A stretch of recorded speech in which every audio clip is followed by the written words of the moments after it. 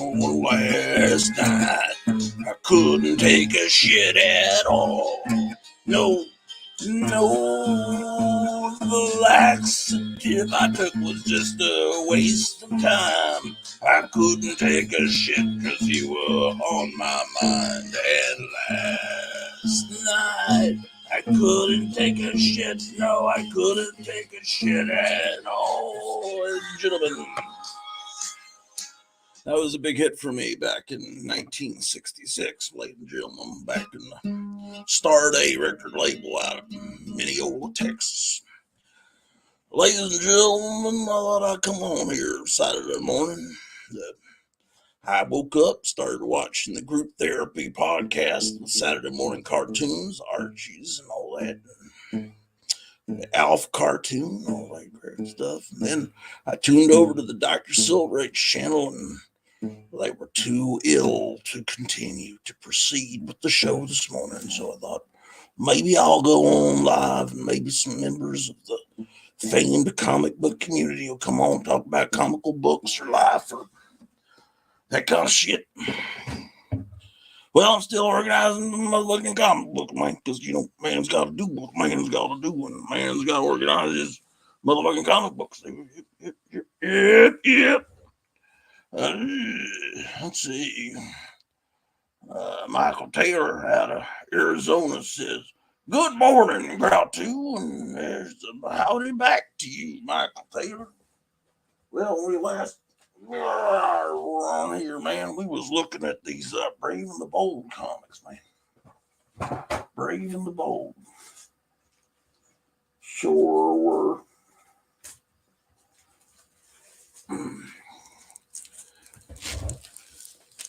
Oh, yeah. I got, look at this one, man. Is there enough light, ladies and gentlemen?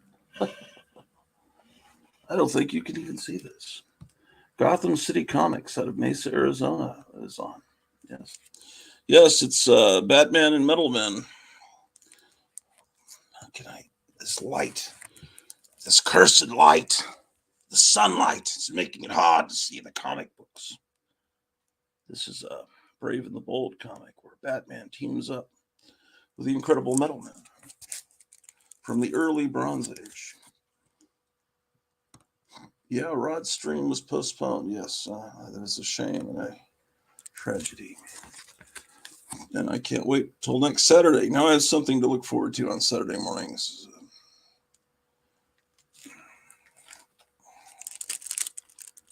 Well, the night Batman took his soul. Sergeant Rock, ladies and gentlemen.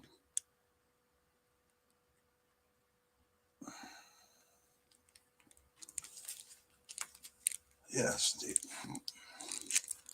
Oh, if any of you would like to come on, let's give an invitation.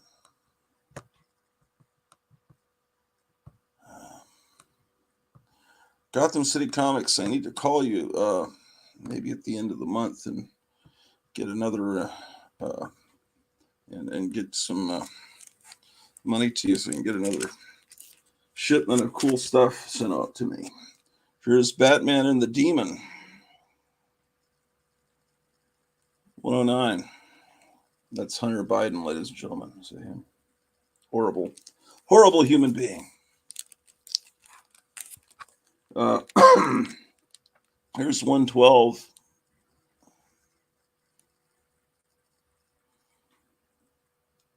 How about that?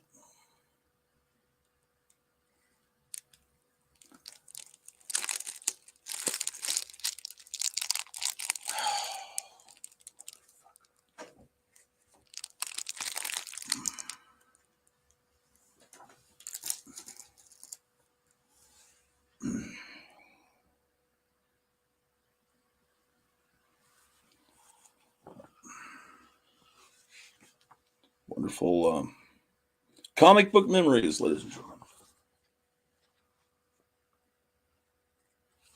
Silent Night.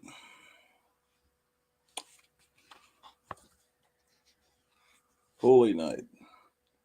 All is calm. All is bright. Oh, there's some Gotham City Comics says, cool, I'm all settled in the new place and know where most everything is. That's amazing that you were able to. Is it a bigger, more square footage? I posted the comments again for 656, 655. Did you see them? I don't know. I looked a few minutes ago, but I'll check here in a second. Yeah, there's apparently there's some comments that Michael Taylor put up on two of my videos, and they aren't posting. So I don't know if it's some kind of censorship issue on the part of YouTube. It's smaller but better. Yes. 650. What did you say? 656? Okay, there's 656. It shows I have 13 comments. Hudson, go away. Then I have 70 Runner 49. Captain Strangelife, Robert Harrison, David Clare. There's 3 replies to him. And let's see if you're one of them.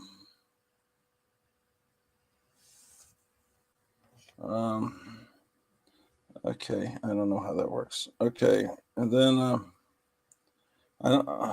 Let's see. There's Jayhawk. There's couple of Robert Harrisons, and that seems to be it. Sometimes it's tricky. You have top comments, and then you have newest. And the newest one it shows is Captain Strangelife.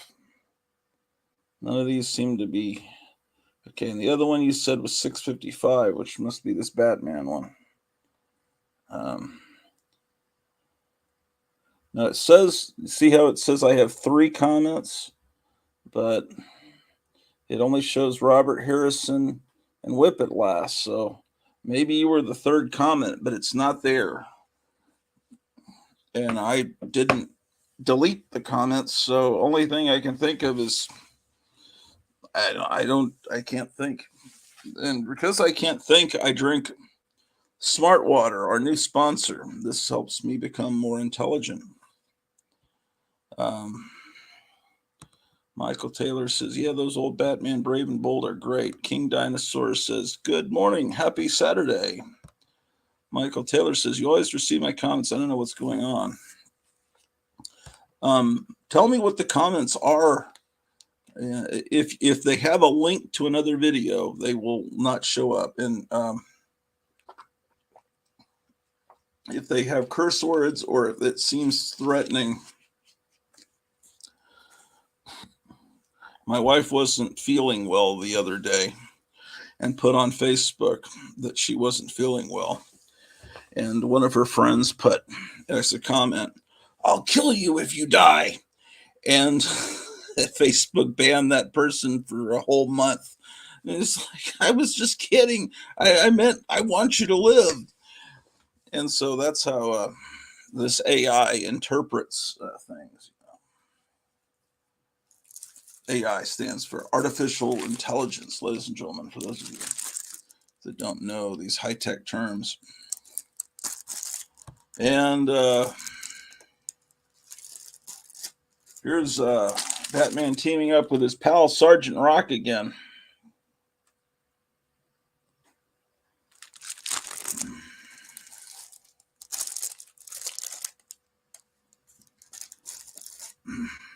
The fucking hell? Why are these out of order? Or no, they're not out of order, actually. Sorry about the language, ladies and gentlemen. Okay, the reason I thought they were out of order is because I see this is my very first Brave and the Bold that I bought as a kid. So I thought, this must be first. This must be the oldest one. No, because later on I went and bought these older ones, and so I got confused. Batman and Man Bat.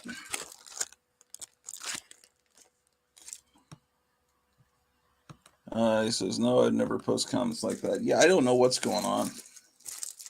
Um, um,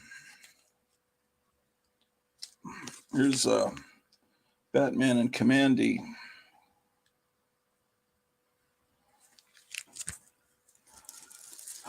But if you tell me what the comments are here in the chat, then I'll know what they were. You got me all in suspense about these comments. Okay.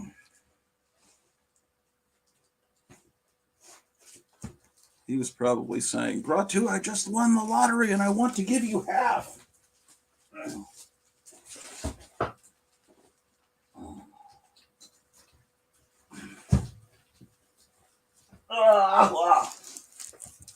Oh, I'm supposed to be putting books in. I keep forgetting what my real mission is.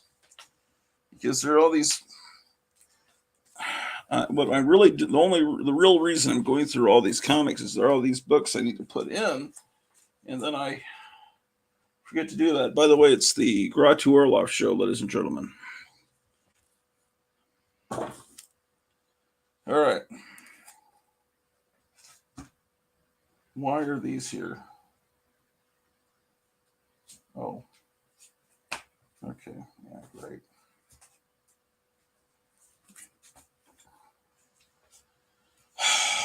Like this Adventure Comics. I forgot to file that in the A over there. H is for Holocaust. Again, they're not being distasteful. You've got to know a little bit about the time that comics were produced to understand.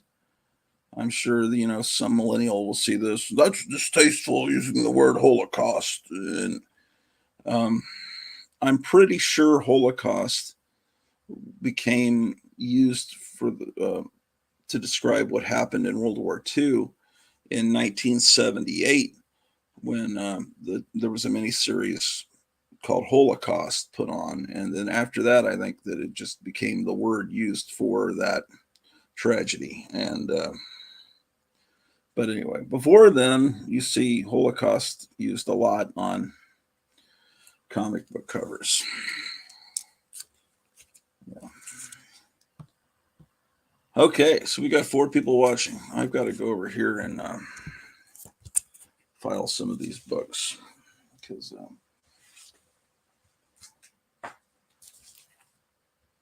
there's a bunch of Batmans. Crap.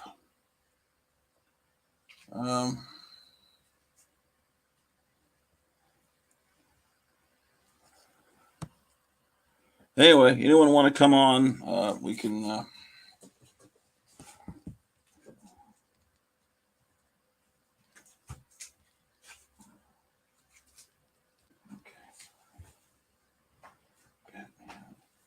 Okay. All right.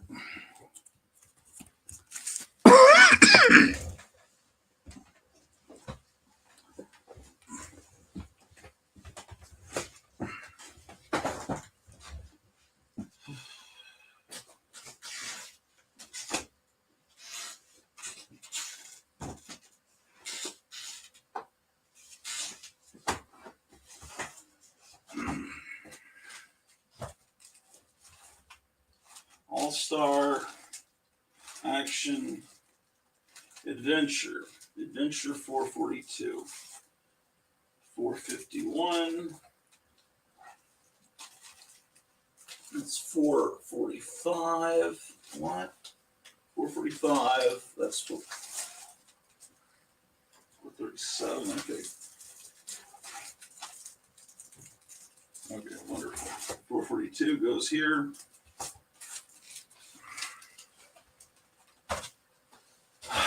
Saturday Morning Fever is on the rise here on the Grudge Warlock channel. Yes, ladies and gentlemen.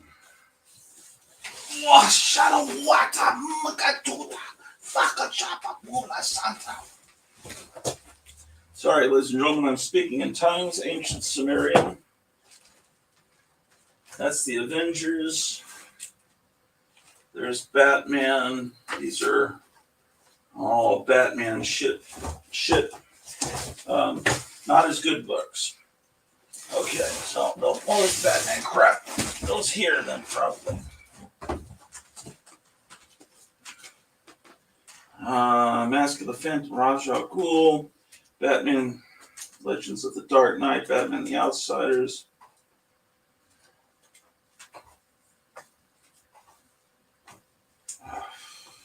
Yeah, I didn't ever show this stuff to you, so I might as well show it to you before I put it in the box. Is there anyone? This is 5 people watching. Someone else started watching. Oh, goddamn. Sounded like Jar Jar Binks. No, Jar Jar Binks doesn't speak in tongues. That's blasphemy. Here's Mask of the Phantasm. What is this comment? Or possibly Klingon. No, I don't know how to speak Klingon either. In the real Star Trek show, the Klingons all spoke English. It wasn't until Star Trek, the motion picture, that they proposed that the Klingons. Anyway, because, James T. Kirk was kind of like a John F. Kennedy type guy, and then the Klingons are kind of like the Cubans, That's how I've always visualized it. The Cubans don't have those ridges on their head. That was something they added. I prefer the original Klingons. I don't accept anything but the original series. Here's a cool Dick Sprang cover. Here's a free comic book day book from like a year or 2 ago.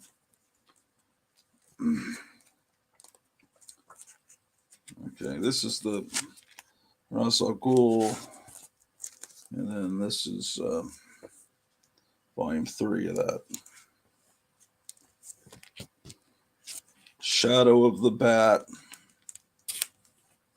And then this is based on a kind of a shitty, well, it was mildly, it was not as good as Batman the Animated Series. All right. Let's throw these Batman books in that box. I don't even give a shit if they're in order.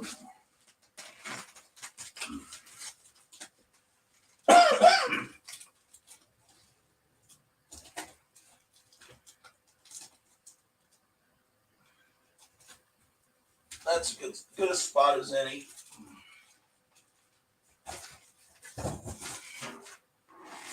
What? Shut up, fucking bitch.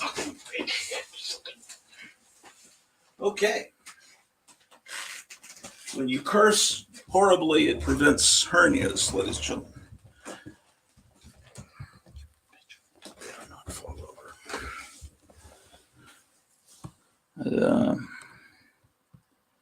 Kirk teach them English. No, everyone knows English all over the universe. Don't you know that? That's why all aliens speak English. I get rid of all my Batman the Outsiders books. And The Great Purge, along with my many others I now regret letting go.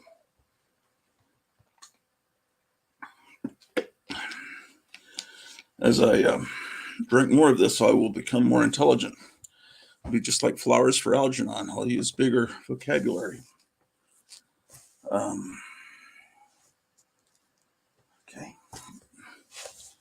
All right. Okay. Where did I put those Brave and the Bolds? Oh, there. Okay, so we're looking at Brave and the Bold. All 4 of us. 5 of us. 121. Didn't I show all these to you before? Did I show these in? I think I did. I think the show ended and I was showing you right. I was probably right about here because I remember talking about this crucifixion cover, and I think Jambo showed it recently, 122. Okay. This is one I certainly remember buying as a kid. It's got some weird chipping right there.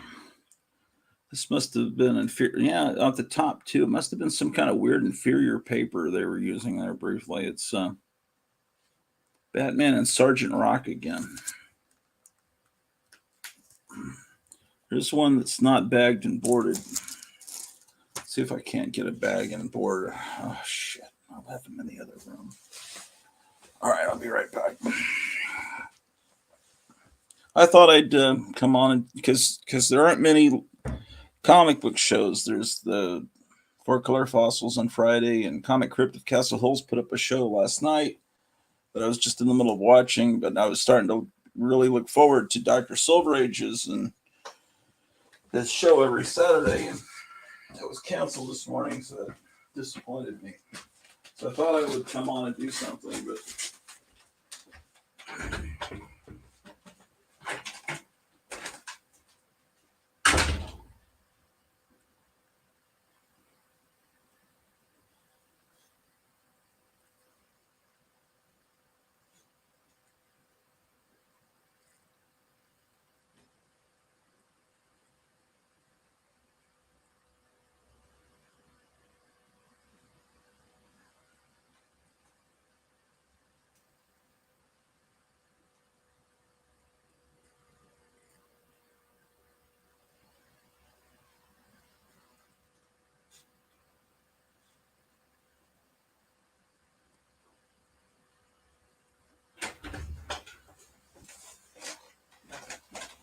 God damn it! This is an Alf book that it's probably go in this box. Yeah, Alf is before All Star. Yeah, there we go. Alf number 9.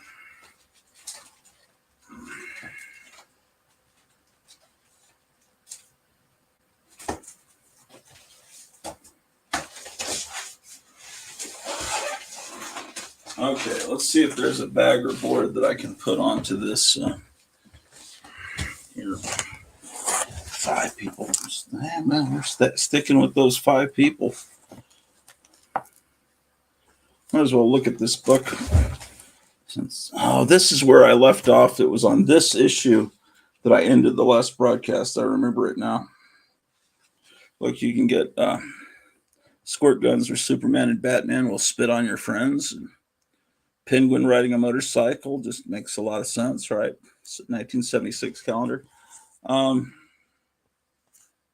Calendars, that's an interesting topic. For those of you that are cheapskates out there, and everyone's a cheapskate when I like how these people defend Biden, but then they put up memes about the price of eggs. Well, that's not his fault. That's obviously Putin's fault that eggs are expensive. Okay, but what am I talking about? I don't know. You all love Putin. No, I mean Biden. You all voted for him, right? He was the most popular president of all time, 131. And they say he just when he was becoming super popular and inflation's going down. I didn't notice inflation going down, but they told us it's going down. So, I was talking about calendars. Anyway, just when everything's going great for Biden, they start finding all these classified documents. That's just shocking, huh? This is Batman and Richard Dragon, Kung Fu Fighter. Everybody was Kung Fu fighting. There was Little Rich Dragon and Little Sandy Foam. And here is another one to turn you on. It made you. Okay, here's a very nice cover, 133. It's a very nice cover, so it's probably Ernie Chan. Look at the coloring. Is it? No, it's Jim Aparo. Gratu should get rid of his 90s stuff so he can get comics in the 60s that he truly enjoys. That is absolutely true. That's what I've been saying, man. Sure. But where am I going to get rid of it? Maybe I can, Nobody wants that shit. 135. This stuff is not damaged for those of you millennials or young people. That is the way it came from the printer. You sometimes see that shit on comics.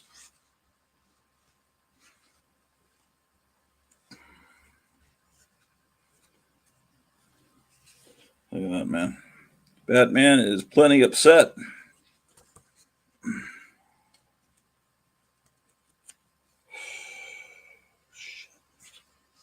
Batman and the Middleman. Oh, we got 8 viewers. Man, we're famous.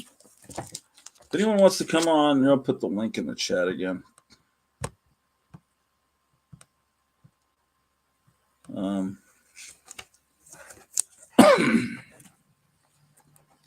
Will it fit? Yes, it fits. Okay, another one. 137. Batman and the Demon. Hey, there were certain guys that Batman liked to team up with, like the Demon and Sergeant Rock. Seems like either he teamed up with them more often, or I just happened to buy those particular issues for some reason.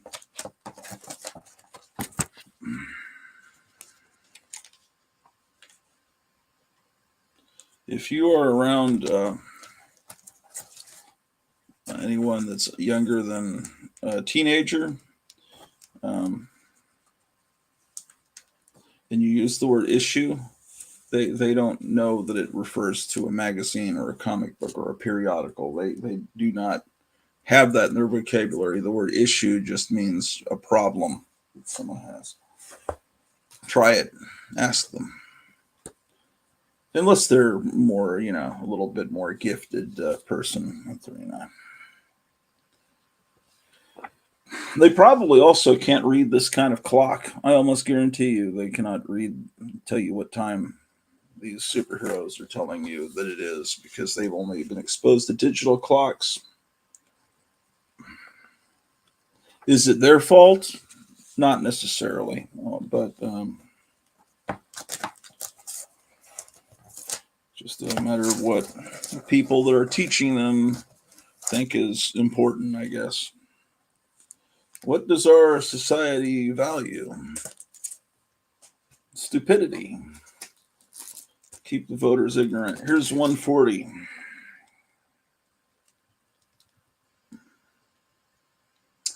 This is a typical scene on Kensington Avenue. Here's Brave and the Bold 142.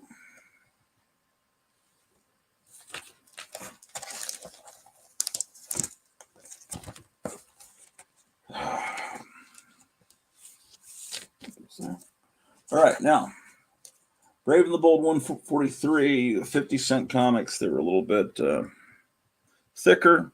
This character, the Human Target, was made into a TV series twice. There's a series that may still be being published by DC.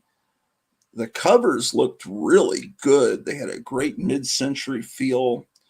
I doubt the comics are good simply because I don't think the comic industry makes good books anymore. But I'd be interested if any of you have read this new Human Target series, because the covers did make it look good. Why didn't I try it and see? Because I didn't have the money to buy it, but I did see it. Or I seen it, man.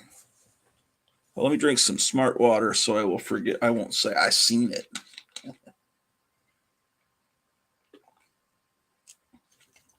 Yes, ladies and gentlemen, I saw it. I saw it laying there on the counter of the comic book store where all the plebeians shop. Let's see. What's going on here? eBay a lot. Maybe get $50 or $100. eBay a lot. Maybe get $50 or $100 for. Oh, for those comic books? Yeah. Then Joe Biden, in Joe Biden's world, they just hired. They take a big chunk of the money, and they just hired like 80 million IRS agents to probe, people that sell things. But yeah, I just said, but yeah, what's wrong with? I'm just as stupid as all of you, ladies and gentlemen. But yeah, buddy, man. But yeah, it is what it is. Here's 145. Batman and the Phantom Stranger.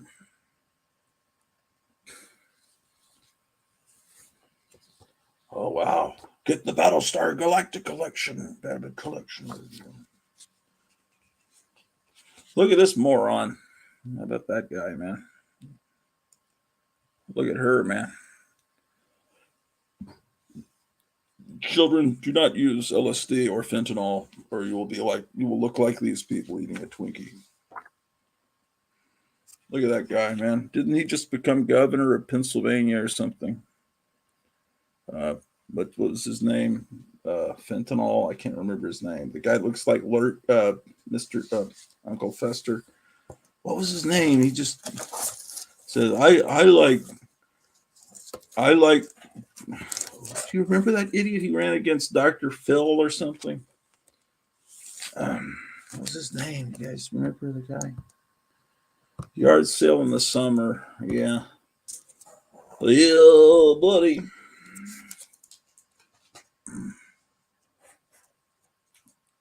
I don't have that much 90s stuff, honestly. 148. That's a Christmas cover. That snow is really coming down.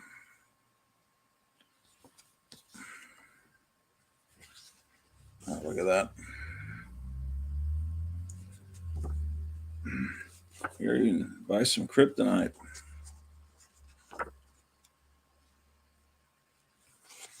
Season's greetings from DC Comics. What's going on here? Yeah, these are still bags and boards, mostly that I got from Captain Strangeliffe, and some that I've just recycled. And I had a giant, long box filled with comic box bags and boards, and now it's down to just what I can fit in this lid. Here's Brave and the Bold 150. An important key issue: Batman and question mark and the Mysterians.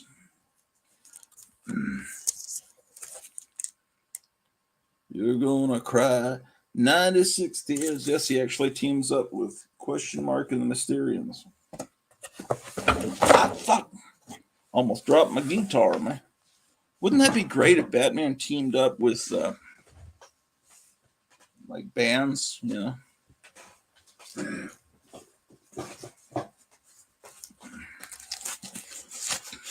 Yeah, someone stole my guitar, Batman. Don't worry. Let's see. I'll put these comics here.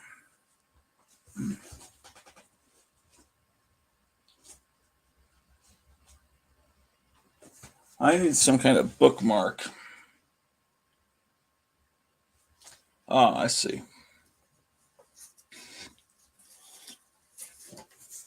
This was all the stuff I thought was lost in the move, and I was gonna file for the insurance, but it turns out all of this was found, except for there was a tall trophy, hot rod trophy, that's never been found, and I think someone just didn't pack it because it was too tall. Somehow, someone must have secretly just thrown it out.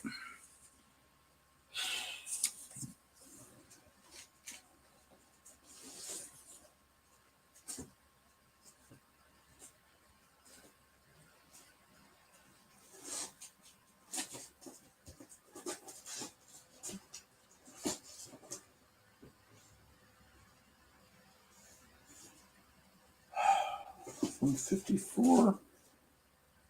Okay, there we go. Here's some more.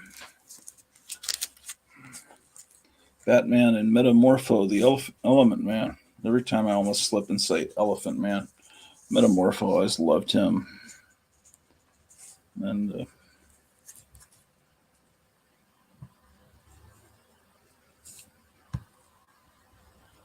great covers on those Brave and the Bolds. Michael Taylor says, Groucho, I tried to send you the comment for 655, but it's too long. It won't let me continue. Why don't you just send it and then continue, part B? There's some very important comment that Michael Taylor is trying to impart to me, but somehow YouTube will not let him do it. It's got my curiosity up. 156. Ah, it's a Whitman. Batman and the Green Lantern. How about that, ladies and gentlemen?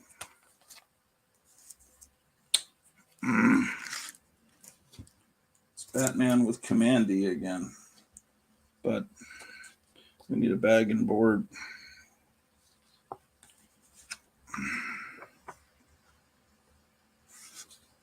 Oh, since it's Saturday morning, let's look at what was going on Saturday morning, way back when. I remember watching Batman and Tarzan and Freedom Force.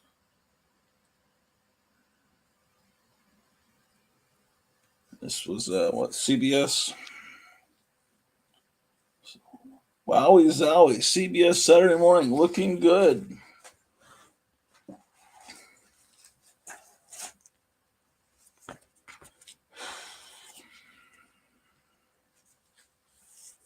How about that?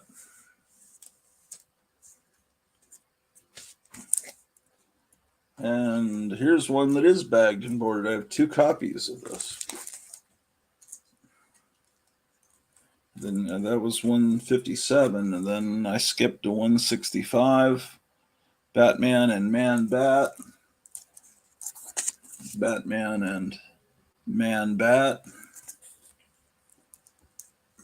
166. Cool. Batman and Black Canary going up against the Penguin. 167. Batman and Blackhawk.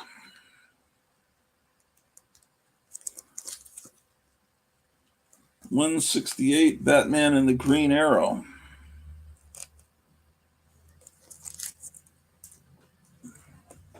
169. Zatanna in a different costume.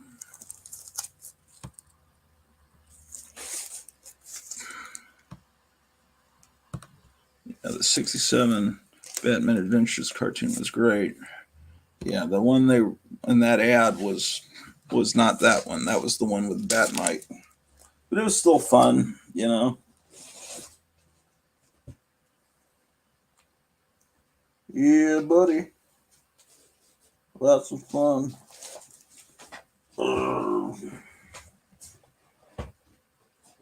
You cocksuckers. Okay. Okay. Here's Batman and the Green Lantern, 174. 176.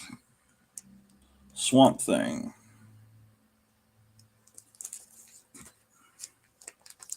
179. Batman and the Legion of Superheroes. 180. Batman and the Spectre. Sure is Batman and the Hawk and the Dove. Hawk and the Dove were still 2 guys at that point. 185. 187. Teams up the Metal Men. If it wasn't for this Brave and the Bold comic, the Metal Men would just have dropped off the earth, I think, during this particular time period. Here's Batman and the Rose and the Thorn. 189.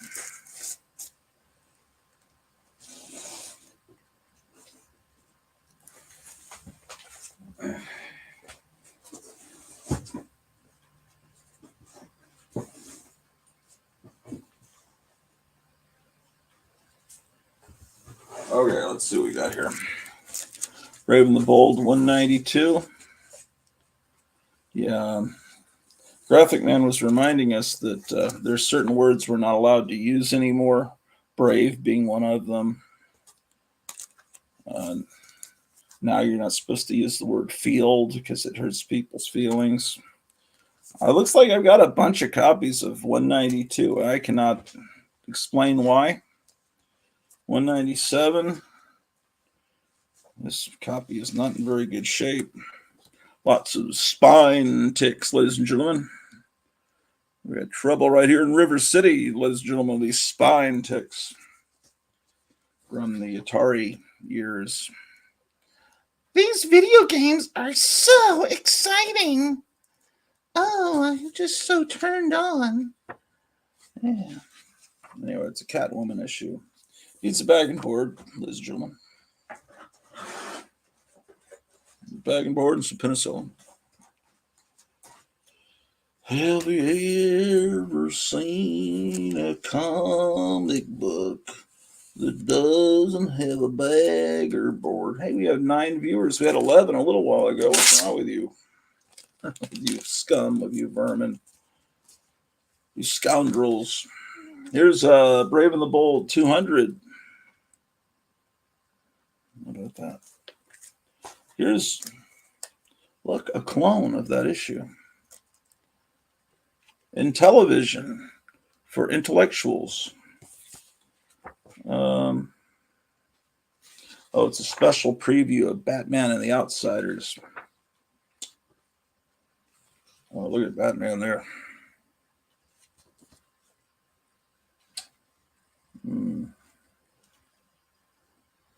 Yeah, you see he's teaming up with the old Dick Spring kind of Batman. Pretty cool, man. We're really getting down to the end. We're down to the wire, ladies and gentlemen, with these comic bags. And it will require a trip all the way. We're living about an hour from Nome, Alaska, and I'll have to get out on the truck and drive to Nome to buy some comic bags and boards. I don't know. Can you just order them from Amazon, or some of you order them directly from the companies that produce these things? You know? Here's Best of the Brave and the Bold #3, Batman and Aquaman. It's representing a DC classic tale by Bob Haney and Neil Adams. And then this is a recent February of 2008. Yes, recent. Brave and the Bold, star-studded spectacular.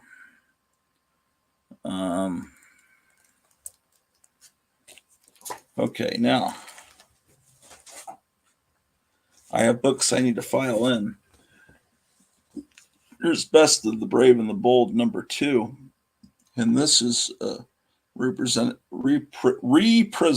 a classic tale by Bob Haney and Neil Adams. So let me get that in front of #3.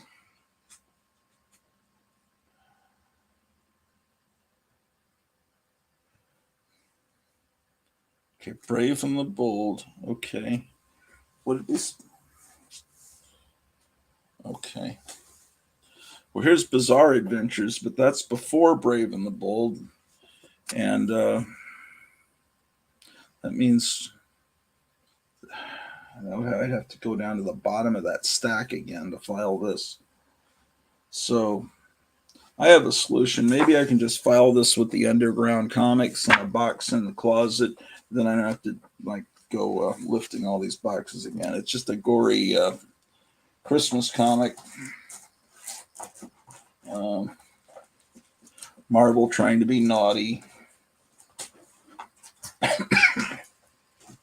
Trying to appeal to the heavy metal crowd or something. I don't know. Yeah, Marvel could be naughty with their little Max titles, trying to...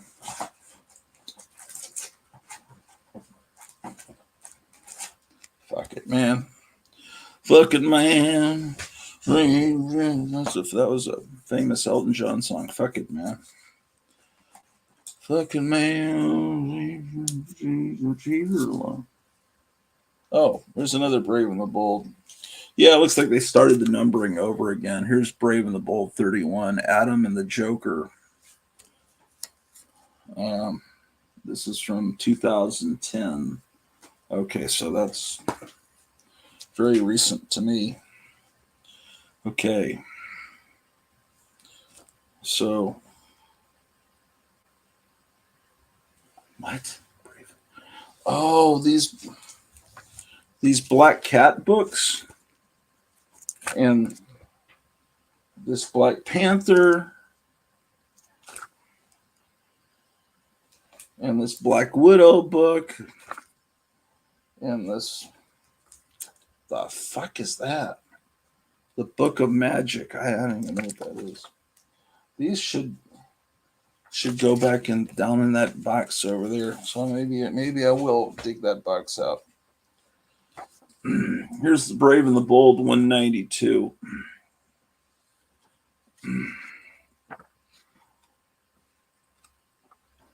No.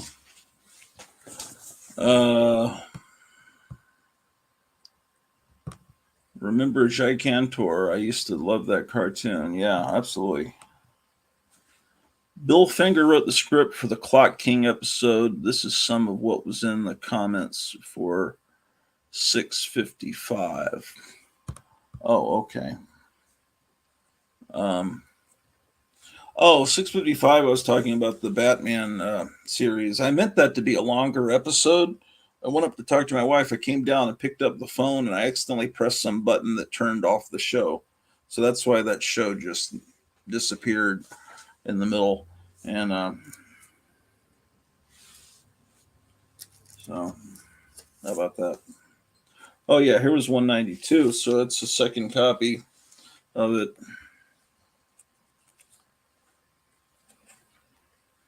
Oh, wait, it's not a second copy. 1, 2, 3, 4. I've got 5 copies of that issue.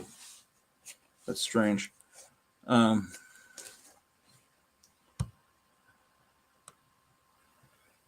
books guarantee you have more than you think. Well, yeah, probably.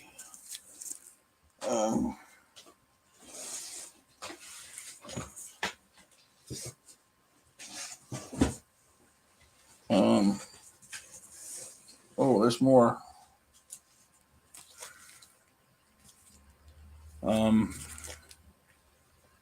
Here's 161. There's another 192. Boy, I should have a contest and give away some. Here's Best of the Brave and the Bold number 5. Denny O'Neil and Neil Adams. Okay. 161. Hold on.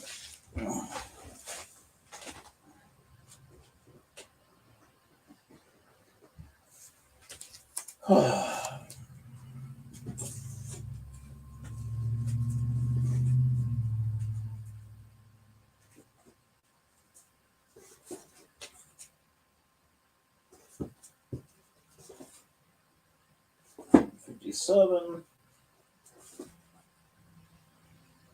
65. 161.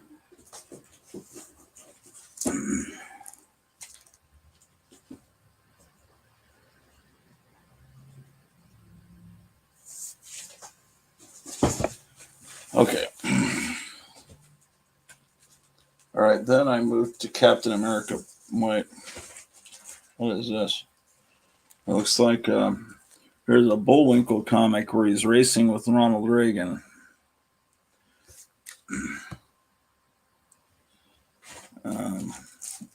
We have an unlucky 13 people watching. Here's Camelot 3000. This was one of those direct-to-comic store books that wasn't on newsstand racks.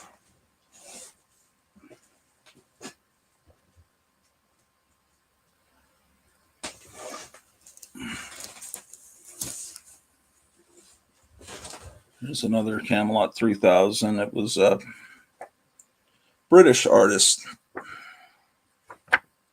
It was Brian Boland, right? Yeah. So it's there was they brought Judge Dredd over to the States in the early 80s. Was it very late 70s?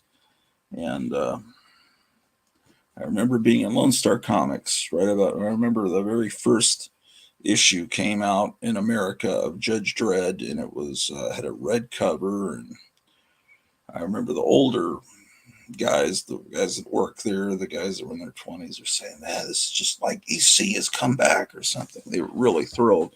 Anyway, some of these British artists from the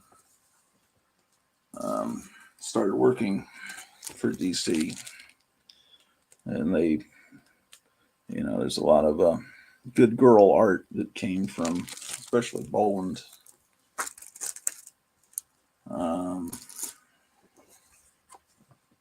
Yeah, this is good stuff. I just don't have the complete, like I have issue 1, 4, 5, 7.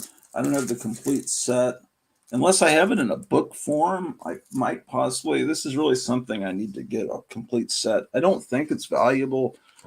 Not that that's what I care about. I don't think that collecting idiots collect this. Speculators, whatever you want to call them. Oh, I lost a viewer. Good. We're down to 12, which is the number of disciples Jesus had. We're no longer at that unlucky 13 number. So that 13th person, I'm glad they're gone. They were scum anyway. Trust me. Here's issue 11.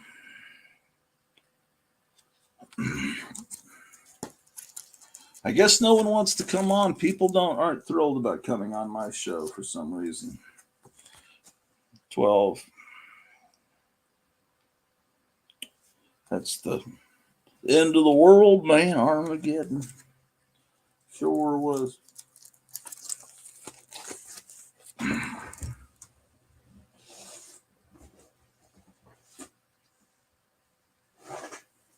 Okay, so we're in the Bronze Age now of Captain America. Oh, 13th person came back. Well, I'm glad you're back, Mr. 13 or Miss 13. We missed you. We were just saying good things about you while you were gone.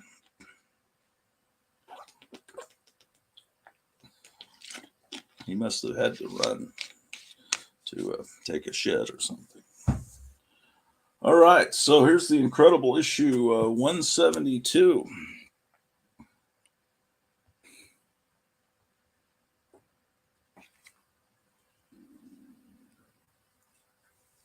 It almost looks like the EC Mad, driving me mad. Okay, how about that? That was 172. This is a number that I can't. I'm thinking this is before that one. Yeah, and I just can't read the number, and I don't want to open it up. I think this is. Does anyone know what number this is? That is because this is obviously like the first 20-cent issue of Captain America. They get 20 cents giant, and they haven't solidified the Bronze Age trade dress. Trade dress means what a product looks like. See, like Smart Water. I recognize Smart Water because it has this particular trade dress. It's got this blue drop of water, right? And the letters, they don't capitalize the S. This is the logo.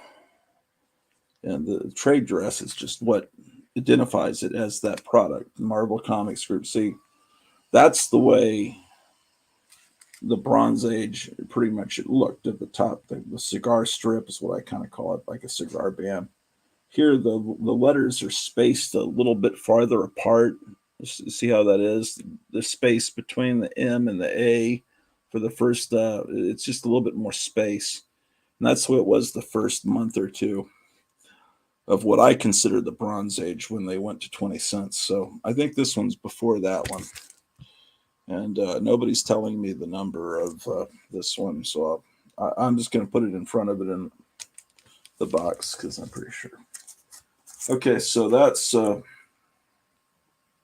Wait, these aren't in the right order at all. At all. Okay, because that's 173, but then here I've got 143. It can't be. It isn't possible. Not him. Look at that. Fist on his back. It's Captain Antifa. Okay, so now this looks like the right order.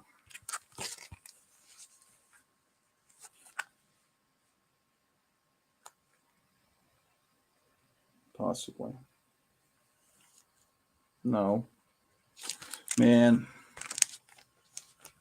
I'm just going to look it up on mycomicshop.com.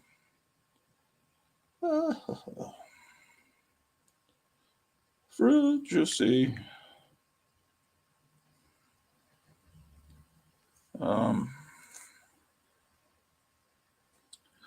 So I go to mycomicshop.com. Captain America.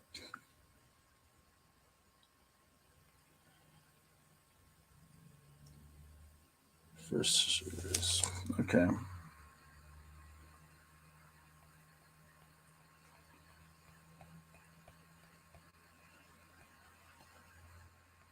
Shit.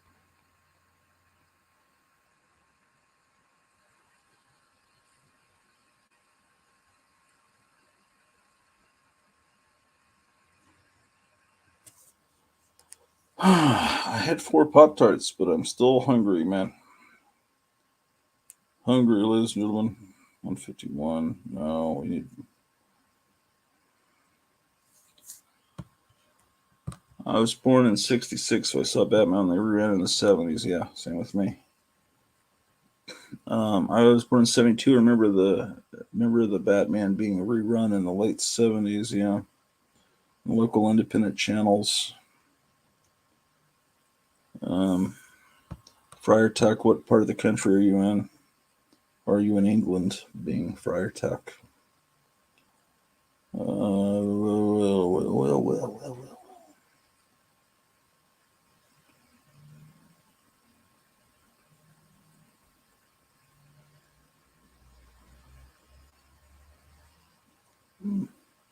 Okay, that's issue 144. It's because Friar Tuck says Connecticut. Captain Stranger, just wanted to stop by and say hello to everybody. My wife and I have errands to finish today, so I regretfully can't be on the stream. Many wonderful comics, so thank you, Captain Strange Life. Okay, so that, what did they just say that was? 144. Oh, okay. Yeah, so technically, yeah. What I do, Marvel went to 25 cents and just briefly, and then they went to 20 cents quickly. DC went to 25 cents longer, and then they went back down to 20 cents. I consider the Bronze Age for DC starting when they went to 20 cents. For Marvel, I consider the Bronze Age starting when they stopped the corner box and went to the strip across the top that I call a cigar band. So yeah. So it'd be 143, 144, 172. Here's 2 copies of 146. I hope I have some bags for this. I got 146. It's a newsstand copy, ladies and gentlemen. Just kidding. They were all newsstand copies then.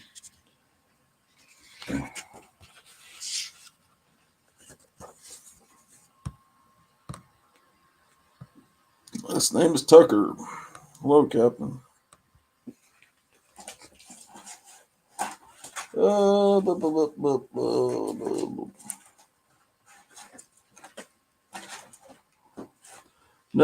that's not going to happen today. Not today. 146.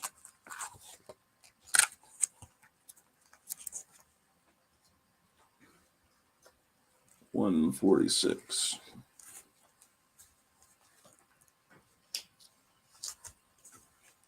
147. 46. 6. 7 comes after 6. 148.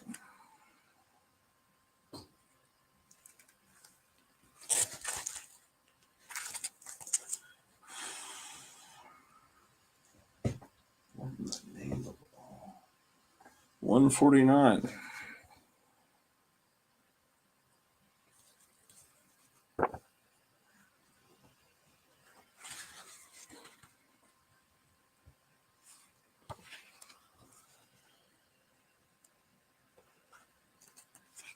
Call me the stranger. I got that. Oh, look at this guy. It's Mr. Screw Your Freedoms. Arnold Schwarzenegger. Screw your freedoms. Get the roll up your sleeve on. 149. 151. And this one, I used to, when I was in fourth grade, I had a t-shirt with this image on it. 155. Secret Origin of Captain America. Here's 156. Are these valuable? These, let's see, what did that one go for? There's about a $20 book in 5.5 condition. That first one I was just looking at. Let's see, get up to 156.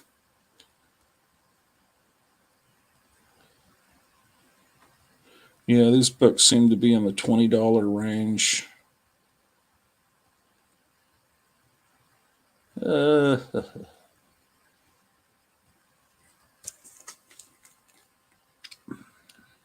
Ooh, they have an auction going for that one. Oh, because it's in 6.0. I don't know. Not that valuable.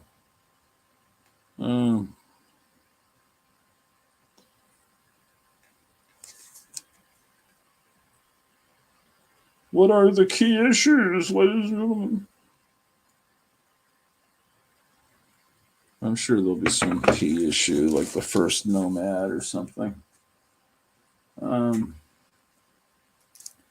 Okay.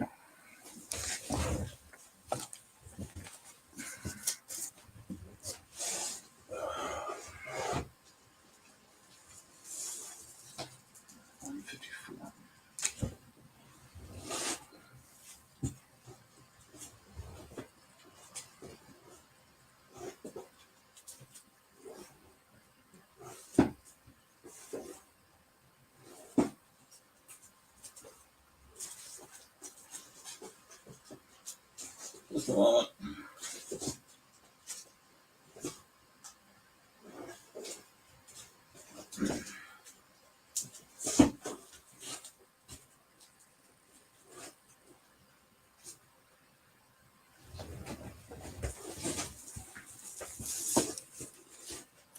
Oh, yeah, I was bagging and boarding a lot of books that I probably shouldn't have, and now I don't have bags and boards left for these really good ones. 156.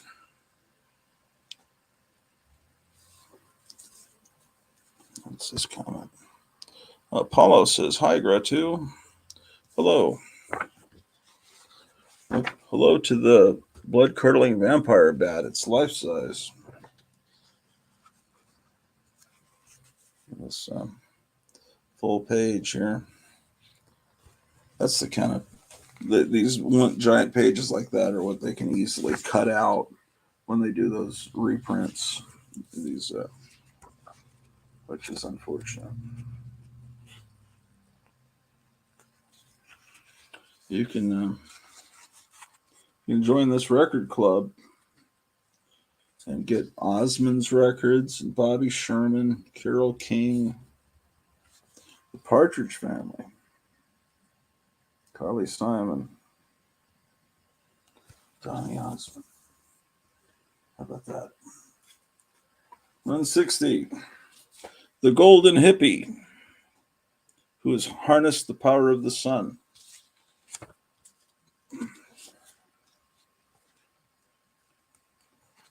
So he's a hippie, man. He gets fried by the sun. I always liked this ad for Corgi. I never knew how to pronounce it. You know, I had all these Corgis. I was calling it Corgi or something like that, you know. And this British girl, this red-haired British girl, heard me say that, and she was just so disgusted that I would mispronounce it. It's pronounced Corgi. Oh, whatever. Corgi. Whatever. How am I supposed to know how to pronounce it? Apparently, it's a dog that lives only in England. How am I supposed to know that? It's like I think I was telling you in the last episode that I got the first Tigra comic And I thought it was pronounced Tigra, I think is what I thought. I just didn't make the connection. I pronounced that long I sound, remember your phonics. Because she's a tiger, right? Let's see what Holocaust says. Remember those Captain America stories? Steve Englehart had Cap losing his cool a lot. Yeah, he's always mad. Look at that. You! Sure did. Man, violence, man. Look at that. It broke his glasses. Falk! Yeah, I like that Pam Grier character that would appear. Look at this violence. Inner city violence. Horrible.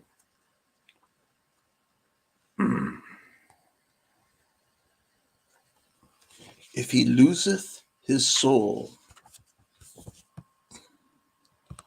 161. I know there's some minor keys in there. First Shield, Fem Forest, first Falcon in red costume, the first Falcon of the Wings. After that, first Secret Empire. Oh boy, yeah, buddy. Okay, here's 161, and then I'm missing 162 and 163, and 164. This is wait. What is Michael Taylor saying? When Captain Strangelove showed the paintings she did for him, I asked him if he signed them. He said no. Yeah, I saw that. Yeah, and then he was saying maybe he thought they weren't good enough to sign. That's like, no, I just really didn't think to do it because I thought, well, I don't know if I'm really good enough with the brush to really write. And then do I write my real name or this stupid Gratu Orloff name? I didn't know. I should have. So it was a big. So I don't know. When I see him next, if he comes back this way, I'll sign him for him. It's not like they're ever going to be worth thousands of dollars or anything. It's just something I was trying to do. It was a side hustle. I didn't want my wife and I to starve while I was waiting to start doing this job, and so I was doing a few paintings for people. Let's see. I noticed the Marvel blacklight posters on the back wall. I'm getting a small UV battery operated light today, $16, and see how it works on my Marvel Conan poster. Yeah, that'd be cool. Yeah, I've got a few other blacklight posters that aren't Marvel, and I've got a couple other Marvel. Let's see, what do I have up there? I think I have another. Oh, I have a Silver Surfer one. No, that is the Silver Surfer one. Yeah, I don't know. I can't remember anything. Hello, Captain. This is Michael Taylor. All right. This is before the new X-Men.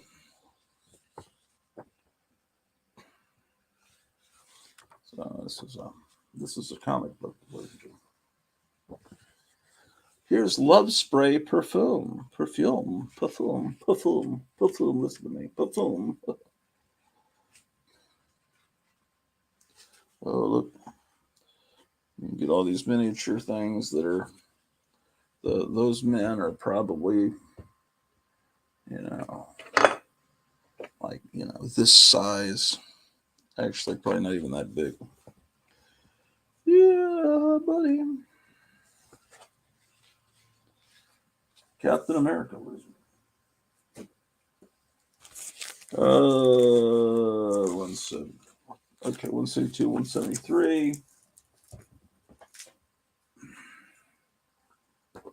Here's 174. Oh, that looks like Cobra Commander, doesn't it?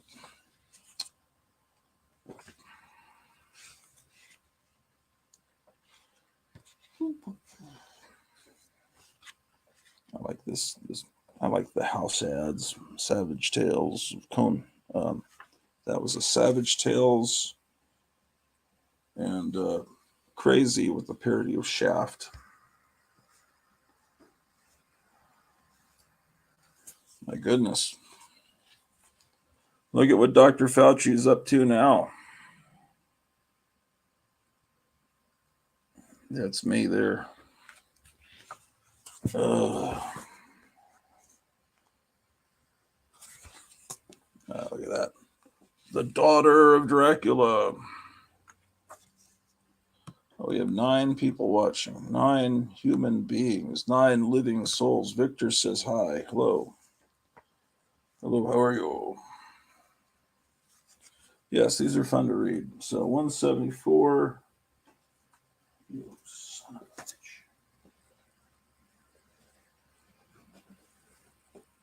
All right. That was there. 176.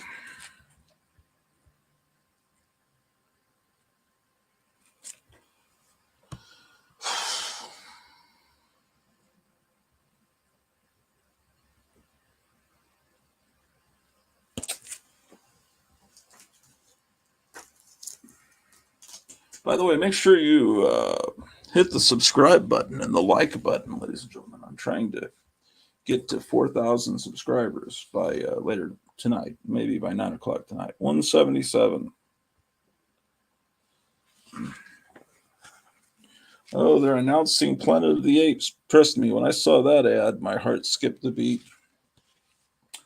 because I love Planet of the Apes. Boy, they like to do these big panels, didn't they?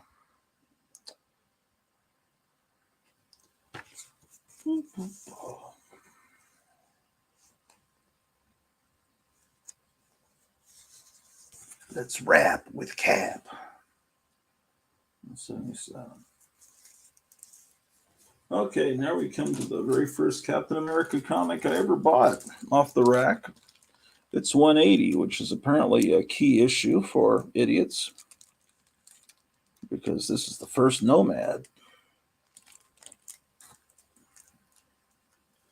And 181. I just say idiots because I just, anyone that uses the term key issue, I just think they're an idiot.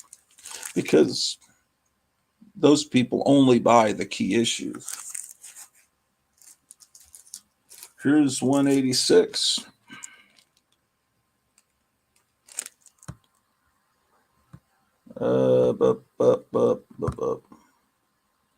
Not a big deal. Paintings are great. I'll be up in my movie poster and I'll do a video on them in a few months. Hello, Michael T. and everyone. Everyone is welcome. All are welcome. Here's 186. 186.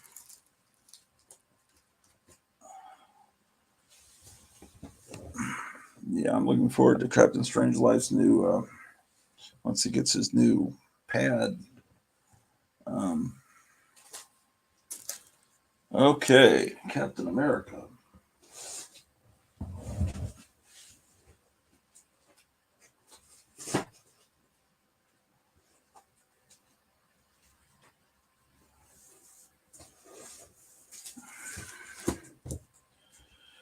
Yeah, I think the hippies that were writing Captain America in the early 70s, they wanted Captain America to be angry about Watergate and social injustice and all that.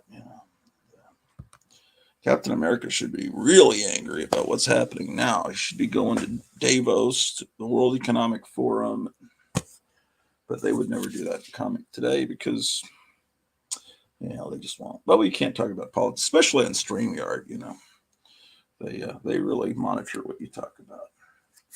188. 188. 188. Another copy of this highly valuable key issue. We're into the 25-cent era, ladies and gentlemen. 189. You're missing part of the amazing artwork, me holding it like that. 190.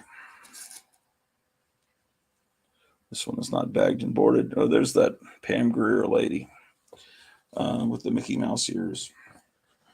Let's look for, because once we get into the 25-cent era, we need to always check to make sure that the Marvel value stamp is there.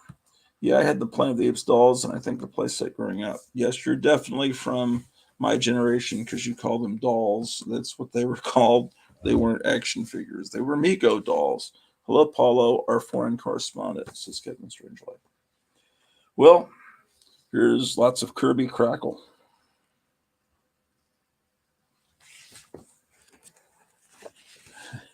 They'll never put this character in the Marvel Cinematic Universe. You imagine if that character appeared and dressed just like that? I don't know. I mean, Cardi B and all those. I guess, I guess it's not shocking. That's kind of how a lot of the singers dress today.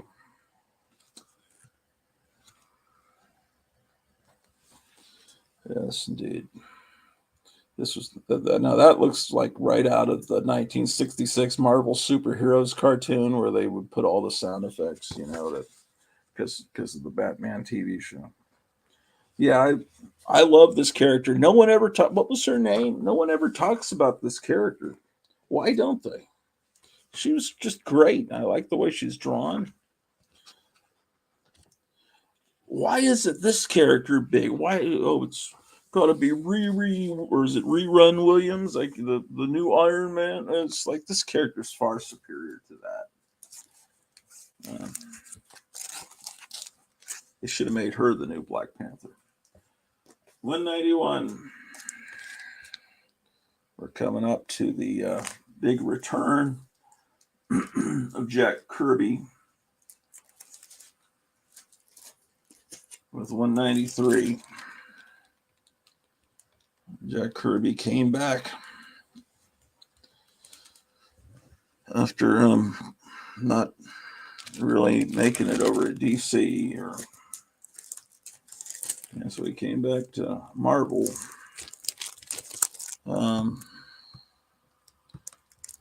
Dr. Nightshade's shtick is that, dressed like that, nobody suspects she's a genius. Ah, yes. Oh, yeah. Dr. Nightshade was Riri Williams 40 years before Riri Williams, but at least they had the balls to make her villain, which Riri should also be. Okay, we're into the Jack Kirby years. I remember that. I just haven't read these comics in several decades. It's something I should go back and do. I was retired. I thought, well, I could read these. Now I'm kind of not retired anymore. I'm back to work thanks to Joe Biden making the economy something where you cannot really afford to be retired. 196.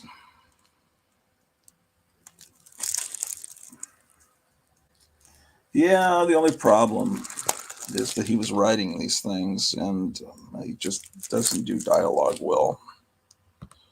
Gratu, you missed my Biden joke. I did. Let me go back and look. Biden joke. Biden joke. Where was the Biden joke? About Planet of the Apes dolls? I didn't see the Biden joke. Good morning, Gratu. We have Captain's Hulk 102 in common. Instead of art, I used cash. Happy now. Oh, okay. Says Topeka Mike. Oh, I can figure that out. Topeka. Here's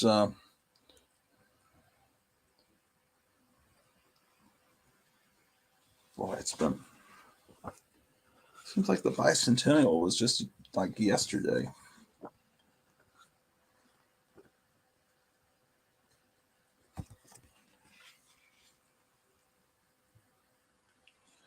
Yes, indeed.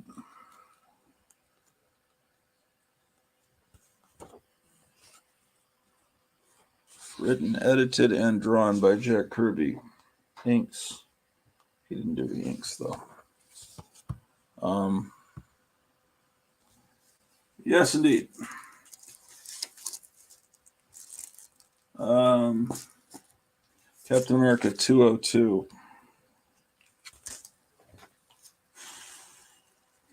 How about that?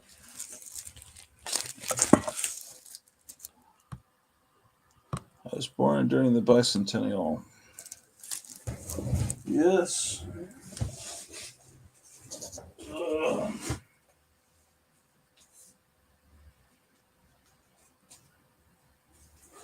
Sure. Alamo 2.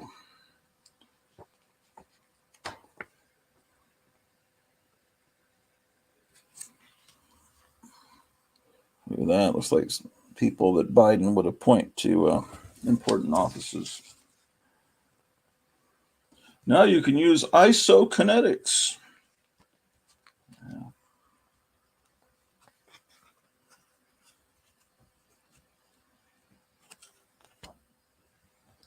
How about that? All right. This is certainly not a copy I bought when I was a kid. This is a beat up one I acquired, horribly beaten, folded up, terrible condition. I'll go back and try to figure out the Joe Biden joke. Couldn't find it.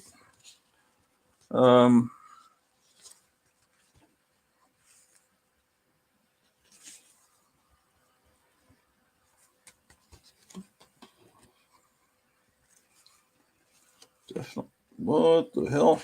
Look what comes out of here. A little piece of paper that says Captain America from the previous owner. Here's that King Kong ad that had kids excited. They really thought some great movie was coming out. Little did they know.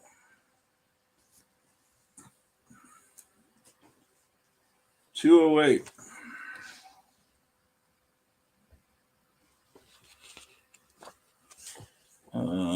Michael Taylor says, great covers and art on those Cap and Falcon comics.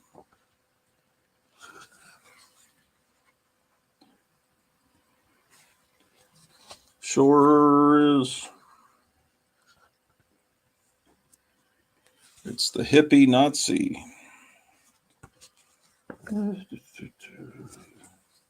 Yeah, a bunch of, maybe they're supposed to, yeah. Oh well. Oh, look at this. How about that?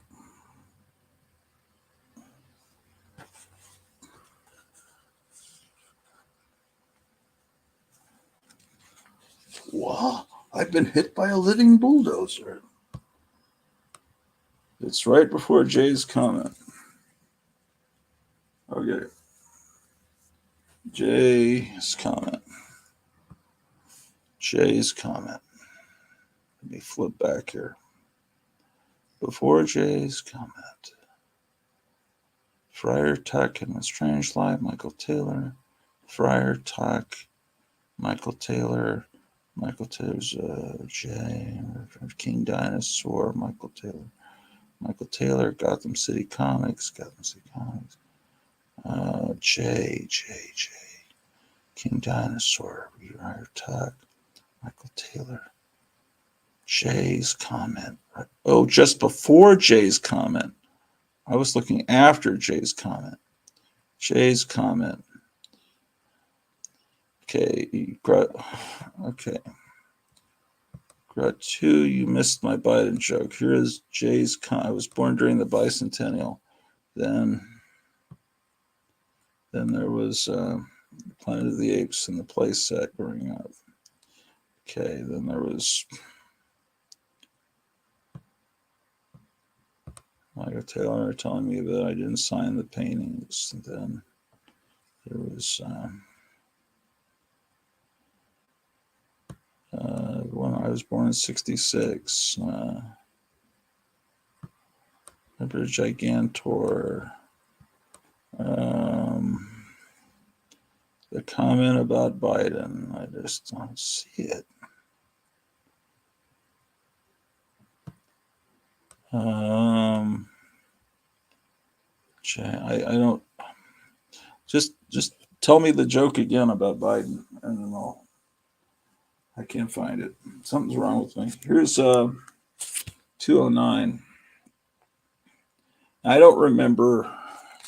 No, yeah, this must have been in a 3-pack, like a Whitman type of deal. I think that was the deal with that, or was this an early direct distribution thing? It's still got the UPC code. I think this might be an early direct distribution because they did the diamond. Yeah, because look, well, I don't know. I'm not sure. Here's another copy of the same issue and see how it's different at the top. I'm thinking this was in a pack of 3 comics for 79 cents.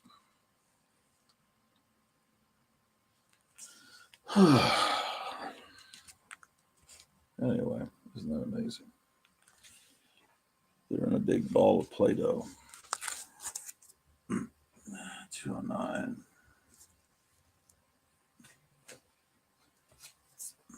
210.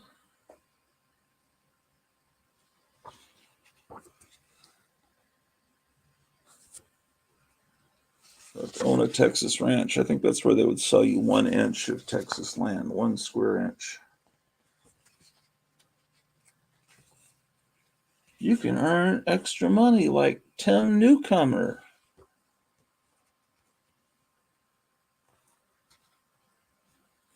Yes, indeed.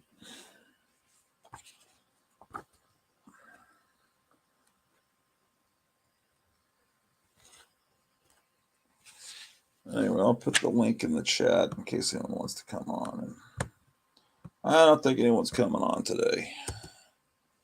Nobody wants to come on. All right.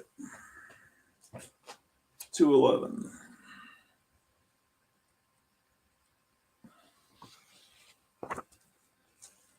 This is the Robert Bell ad where he made himself look like Thor. You get the Star Trek poster magazine. Oh, that's cool.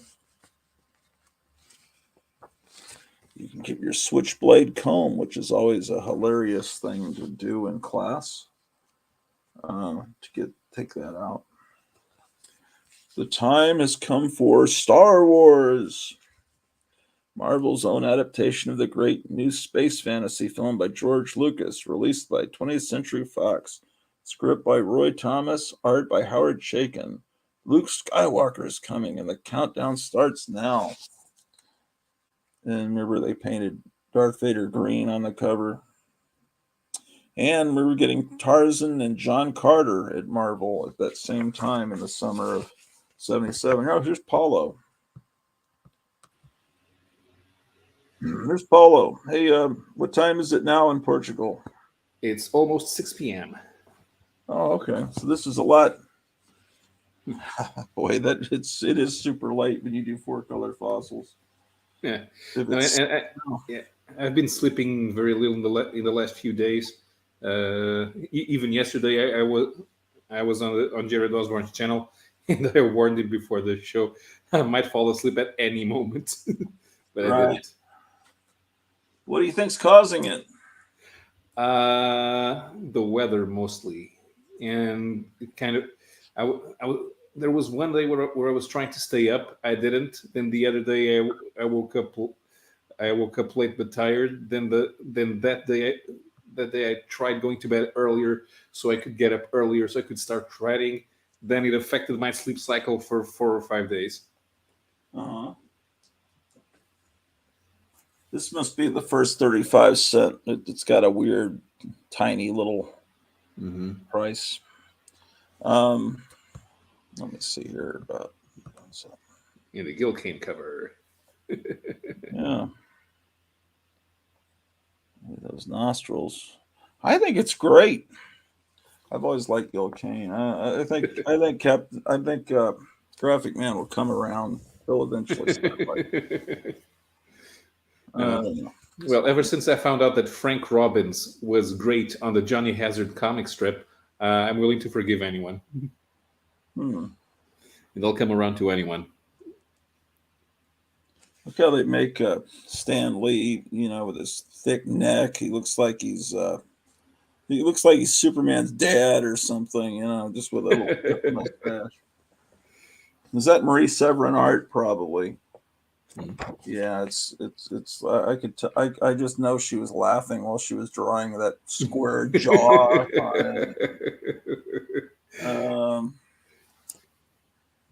Yeah. So is there a patriotic superhero there like Captain Portugal or something? No, patriotic superheroes only work in the USA. I remember many years ago there was a guy doing comic reviews on Usenet, and the guy said Captain Britain is the guy was from Wales. So Captain Britain is the kind of idea only an American could have about British patriotism. Yeah. I don't think anyone ever gave a shit about Captain Britain here in this Not, country. I not, mean, maybe not even the somebody. Brits. It's mostly a joke. What was worse, it was this comic. I only saw it once. It was in some Trek stop or something. It's called Captain Canuck. It was a Canadian superhero. Yeah, that's almost an indie comic.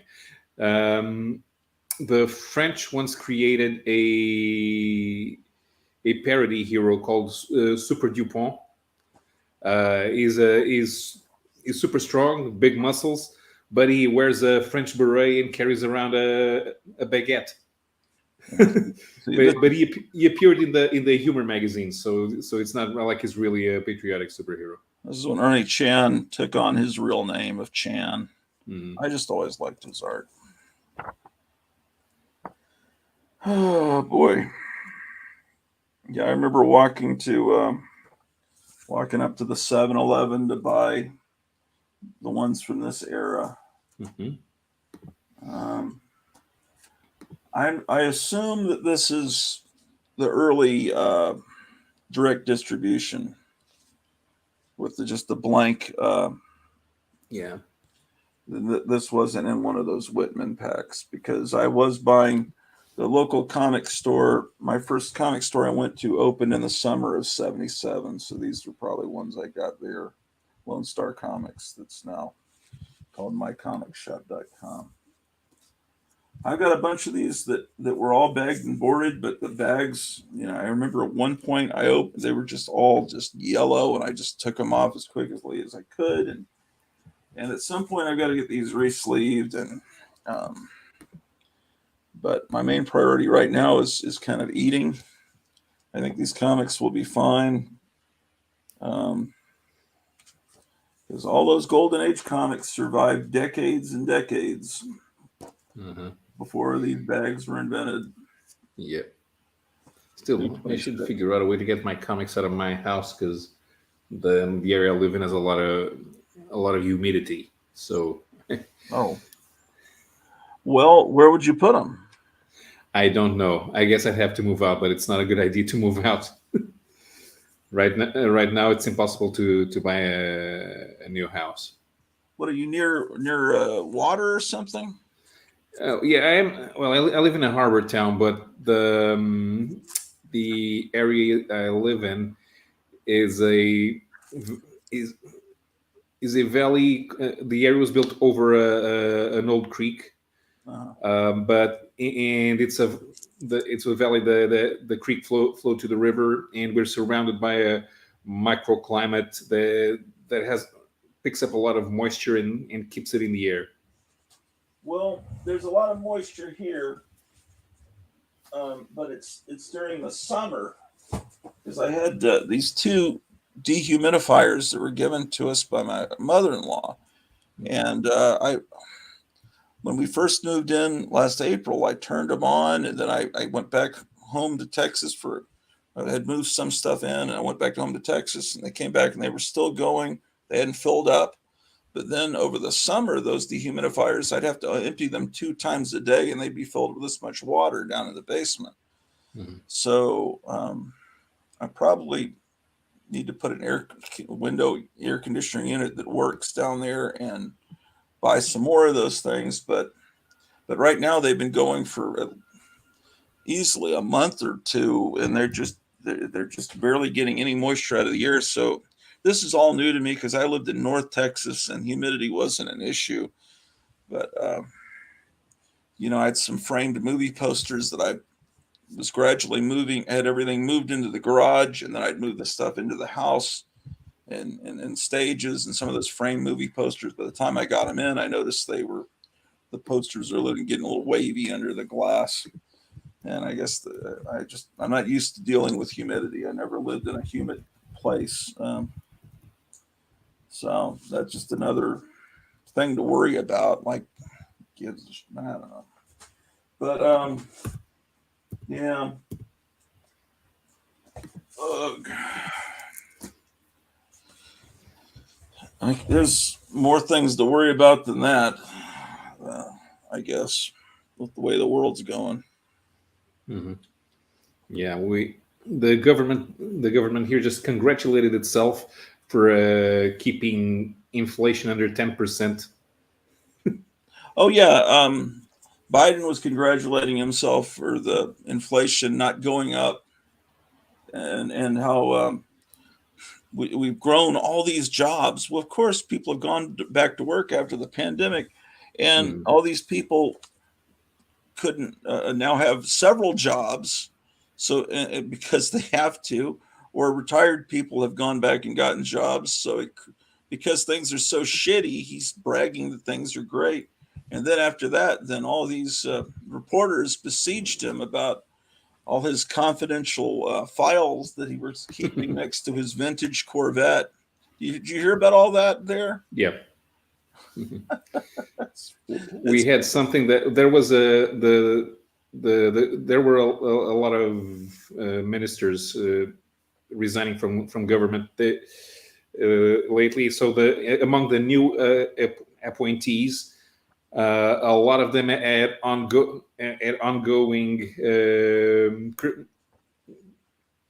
and ongoing criminal justice procedures. yeah. Mhm. That's the main reason they're staging all this. And it's like because his own people are finding him. They want to get him out before the new Republicans that just went into the House really start getting into and investigating his son and all the money that he was funneling in from other countries and then divvying up with his dad. It's like how exactly what is a Corvette of that vintage and that condition worth? You're a car guy. It depends. I don't really know. It would have Did you to. It has to do with a lot of things. But did you With a see lot. the Corvette? No, no, I didn't. Let me see. Oh, Biden's okay, because you Corvette. see, people have got this old footage where he's showing off his Corvette and he's backing it into the garage trying to show, look how young and vigorous I am with my Corvette. Look, I'm able to drive it. And he backs it into his garage, and you see all these stacks of shit piled up against the wall, and you realize now, oh, those are the confidential documents. Um, but anyway, it's a black Corvette. I bet I could pull up a picture on the phone pretty easily, and then you could identify it. The year, probably, being a car guy. Um, but anyway, he should not be like a billionaire on just being in the Senate. None of them should be. Yeah, I think it's somewhere between a 65 and a 67. Okay, I found a picture. Oh yeah, probably. It's a 67. Yeah, there it is. Look at him being all young and youthful there, and then they fucking moron. It's really embarrassing. It's really embarrassing, just to hear that people in other countries are hearing about this, man. Oh boy, if America should die, I got two copies of that. How about that? Pop up just popped up.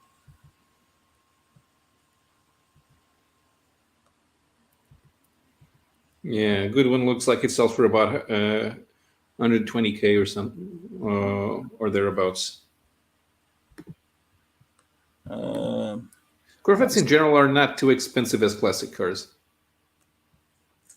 yeah, well, 120,000. I mean, you could buy a house here locally for that. Hmm. Um, Yeah, but contemporary Ferraris were much more expensive, and the only thing that could be at the time that could beat a Corvette on track was either a Ferrari or a Jaguar D Type.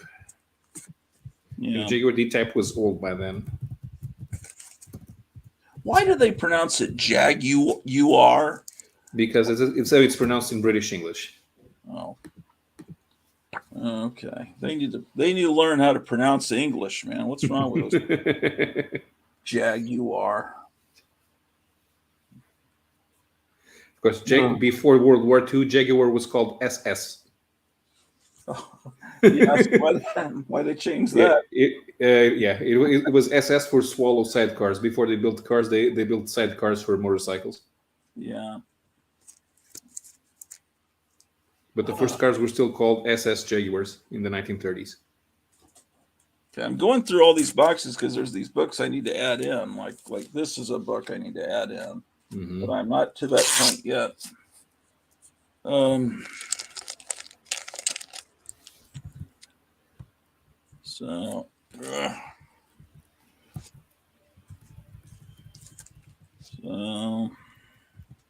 It's kind of, if I don't actually look at what I own, then I'm going to wind up just buying the same things over and over again and never actually growing anything. Yeah, it gets to a point where that's going to happen, and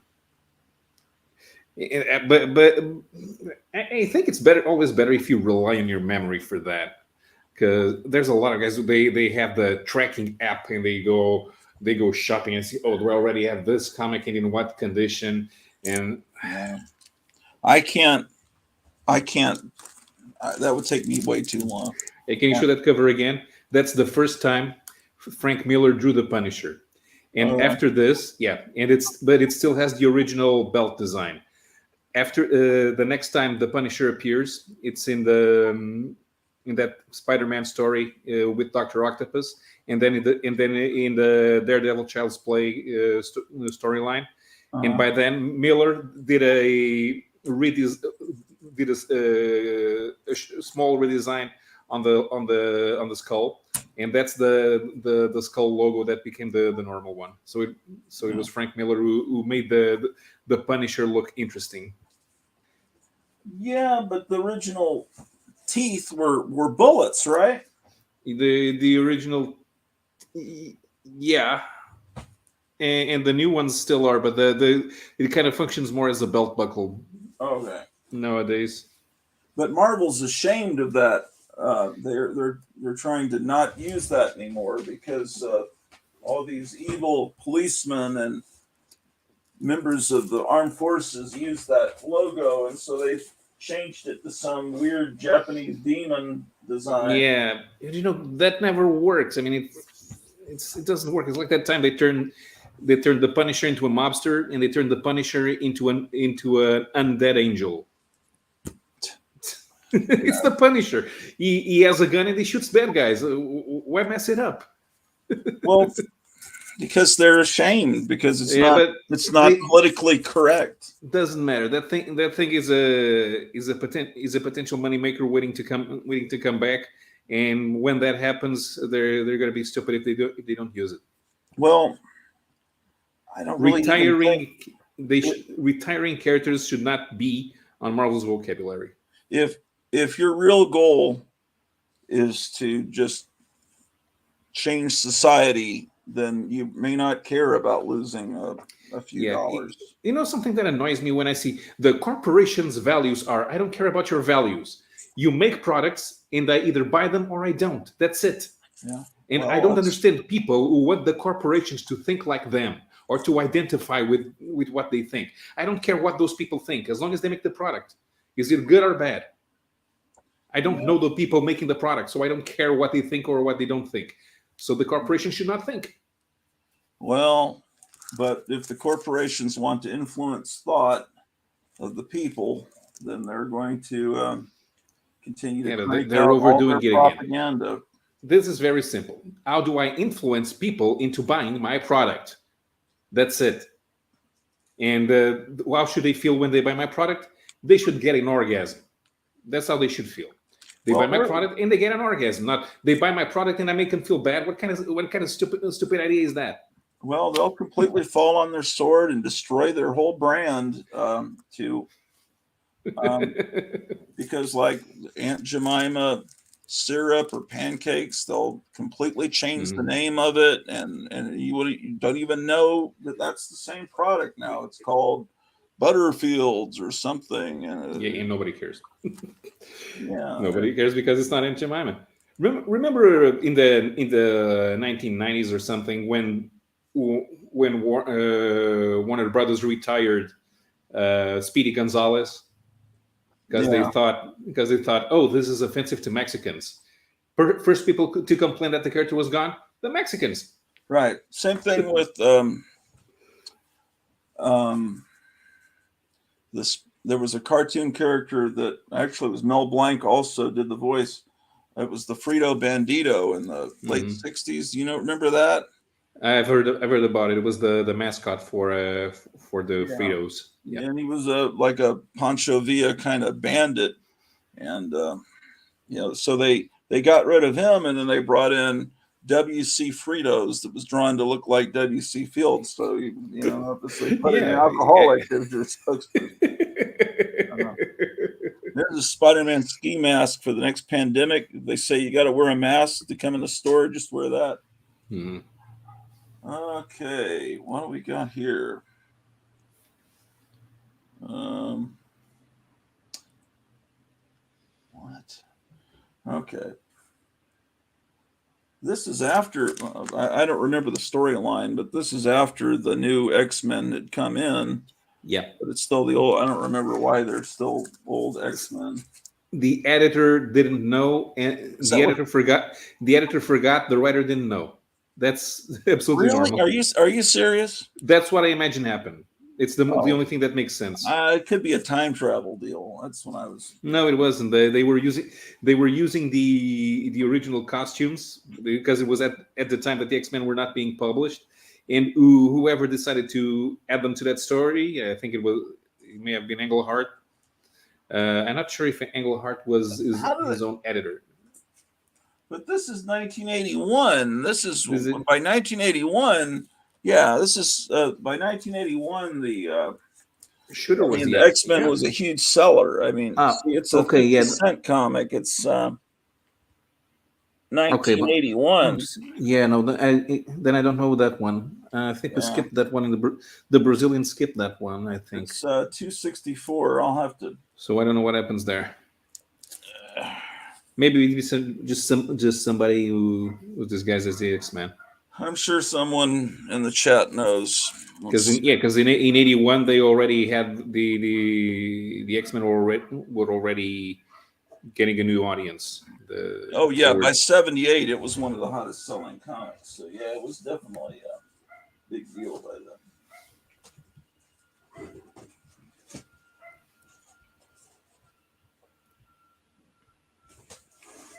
Okay, I think we're getting into.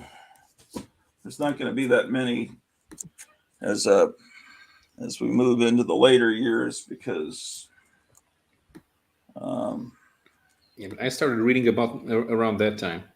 oh, did you? Yeah, Yeah, my first Marvel comic was the one with Vermin's first appearance. yeah. I as it gets into the '80s and into the '90s, that's when I taper off because I was buying more in the '70s and early '80s. Um, 290.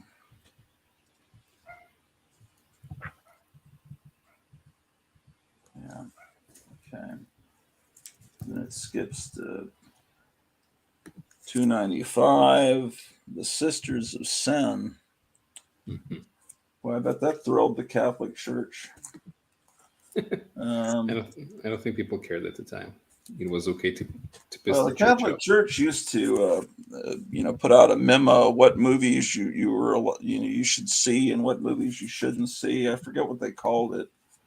Um, they would warn you that certain movies would be a sin to watch.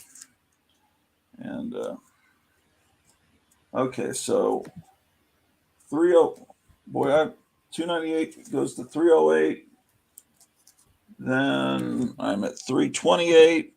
I'm getting to be a much spottier, or these may have been bought. These weren't bought at the time. These were bought later. Just when here's 334, which is probably some important key issue. I don't know. Three 334. 337. This is probably a key issue? I bet. I don't know. Yeah, first appearance of Steve Rogers as the captain. Three The captain. Okay. To me, the captain is Captain Kangaroo. I don't know if you know him in Portugal. That's what I.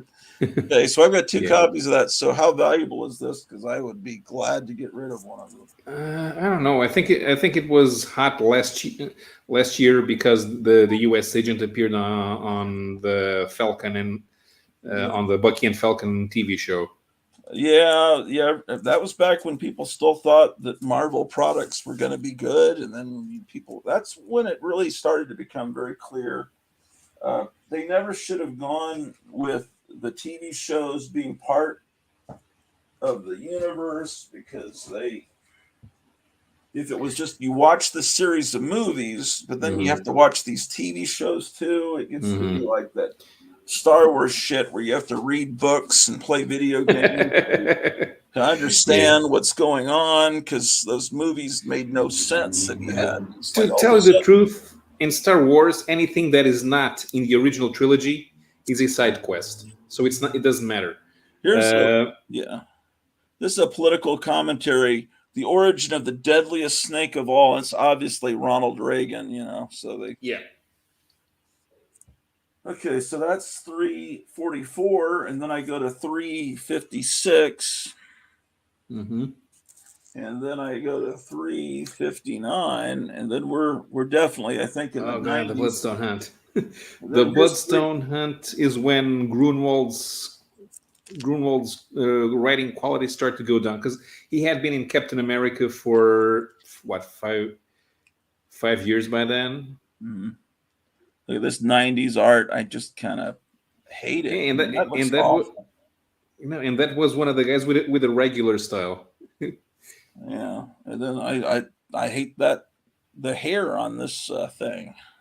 389. I've got 2 copies of it, so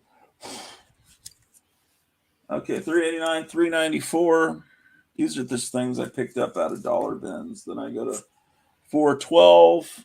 Because I was always hoping maybe Captain America will be good again. And some of these I probably didn't even read, honestly. And that looks like the last time I bought a... Possibly. No? I guess then... No, this is fake Captain America. It's 44, so it's not the real run. Okay, so here's Captain America reprint special number 2. Here's giant size Captain America number 1.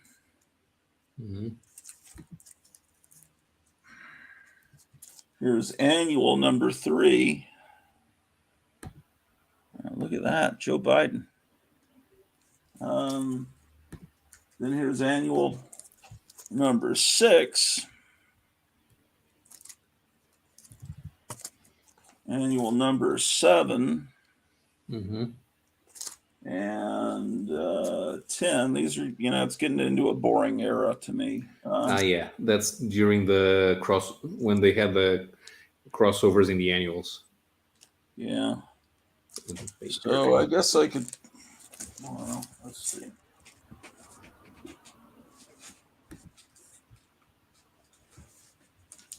Okay.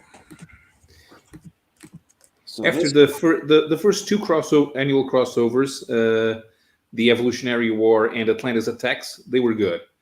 After that, they started doing crossovers between 3 or 4 titles instead of having all of the annuals.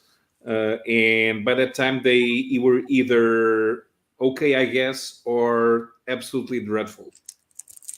Yeah, this reprints the Jim Steranko stuff. Yeah, that's great. So, and then I don't really know how this stuff goes.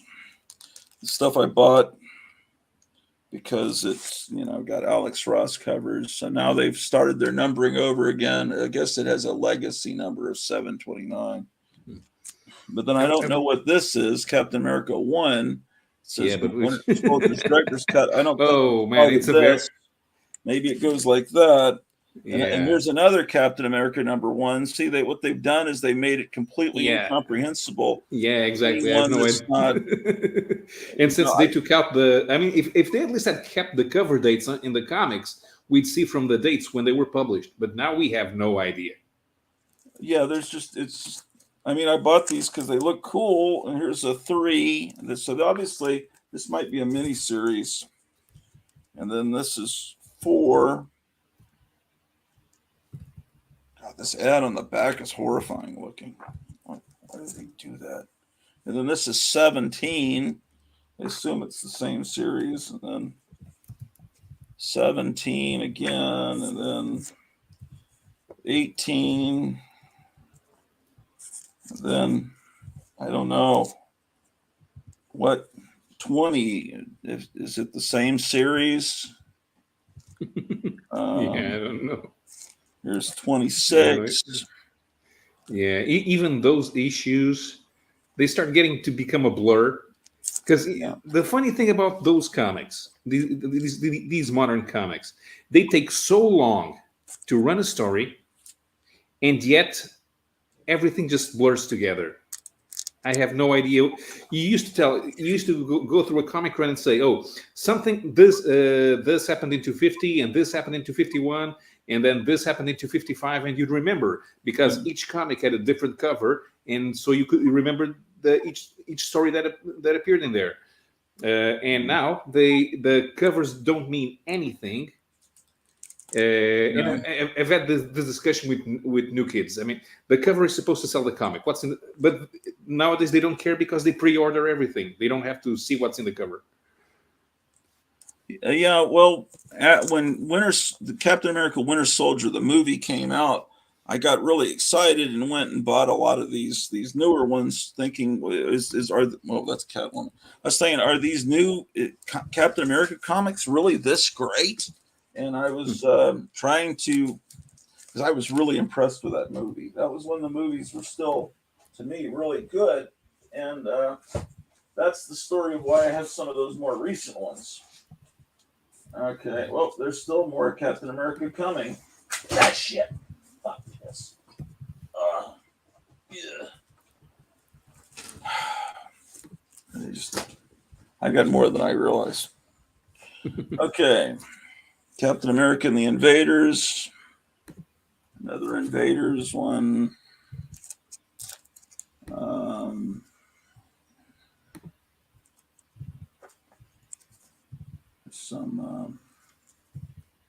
It's terrible the way they drew the Thing. He just looks like Dr. Dre or something. There's the Ed Brubaker ones I know are something that are good. Yeah. This is Captain America 696, so at least they've gone back to the original numbering briefly. Captain America 50. Fallen Sun must be a series. The Death of Captain America, I guess. Then this one, I think I just showed you, so I must have another copy of it. I don't really know the order. 27, 28. I think at this point it's probably better just to get the trade paperbacks because because I don't even know what this stuff is.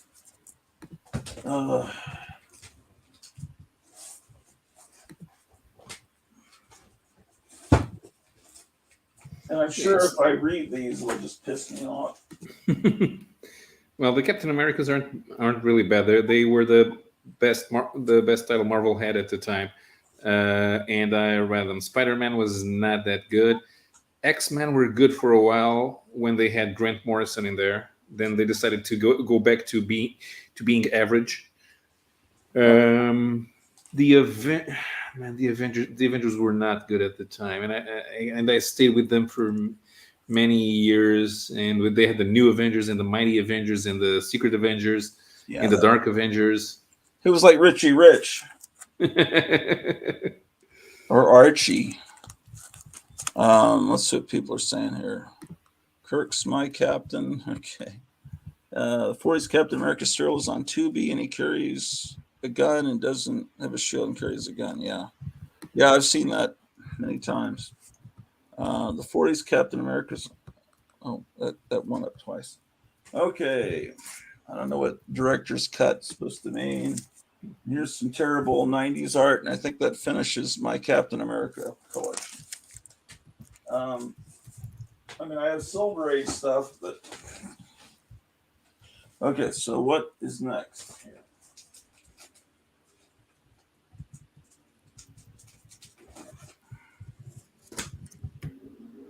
Now, this is weird because I know I have Captain Carrot #1. So where is that? This is Captain Carrot #6. I remember buying Captain Carrot #1. This is ridiculous. Why am I missing these important? I don't think it's very valuable, but I know I bought. Are they just out of order?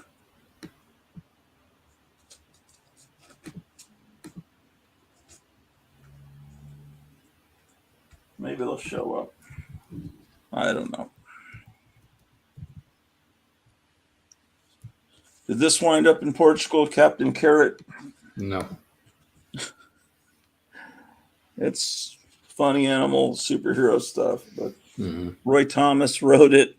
Scott Shaw was the penciler. I mean, so it's really Marvel outsold DC by a lot during the 80s outside North America. You could always count on that. Marvel always outsold DC. So when you start going with more obscure characters and with the funny animals, they just didn't have a place to put them.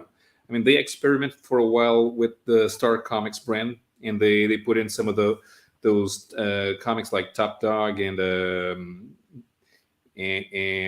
what was the other one? Wally the Wizard. That lasted for a while. They did the Thundercats comic, and they did the Care Bears comic, but because those were recognizable brands. But Captain Carrot, being the only DC title of its kind, they just had nowhere to put it, unless they put it with the Marvel characters, which in some countries they wouldn't have a problem with. yeah. Movie World says he recently watched the '90s Captain America movie. I like most of the old low budget Marvel movies, but like Corman's FF, the '90s Cap movie was duller than I thought possible. No, it's bad. Yeah, I've read the movie adaptation. It's so dreadful. Yeah, it's.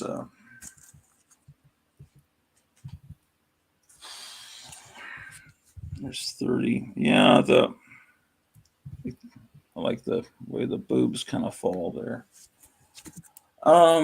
Yeah, I remember he like runs away from a bad guy at some point. He tricks him and runs out of the car or something, and he's got little fake ears that pop out on the side. At least they tried to do the ears coming out, but in reality, uh, I miss that because it's the way it's supposed to be in the comics. But I think that in a fight, if you have ears coming out, that your ears would probably be cut off when by being punched. That the Mhm. mask would you'd at least be bleeding.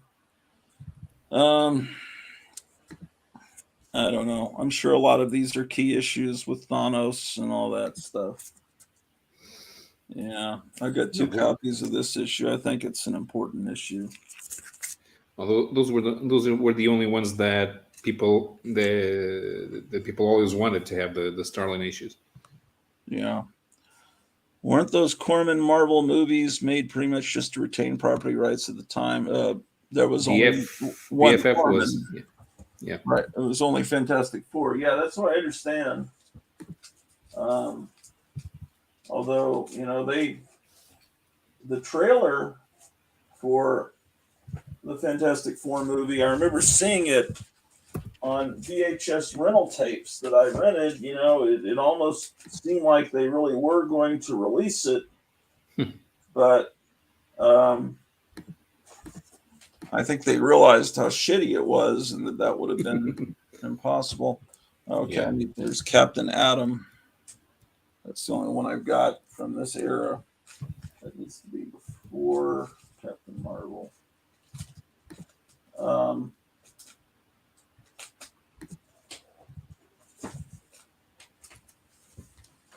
this is probably a pricey one. Let's It's 33.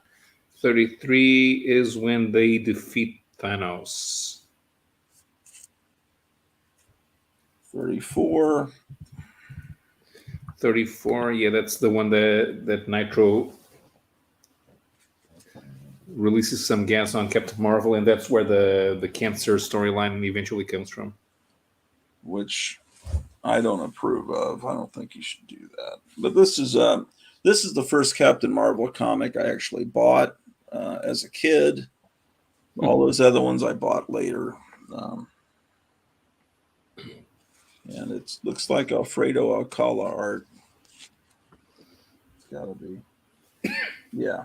Artist Alfredo Alcala. I forgot him. He's great. It's mostly Steve Englehart and Al Milgrom around that time. Alfredo Alcala, is he Filipino or is he Spanish? Alcala is Filipino. That's what I thought. This is actually my childhood copy here in the My Light. Mhm. It was just like a day I went to the newsstand and there wasn't anything else to buy, and so that looked interesting, I guess, but that's not a comic I normally would have bought. Now it's far more interesting to me than it was in fourth grade because you're getting in the middle of something and you don't really quite understand it.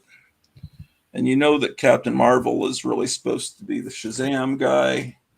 It's like, what is this? At least you do if you're aware of but you actually talk to your parents and read. You realize that Captain Marvel is an older character.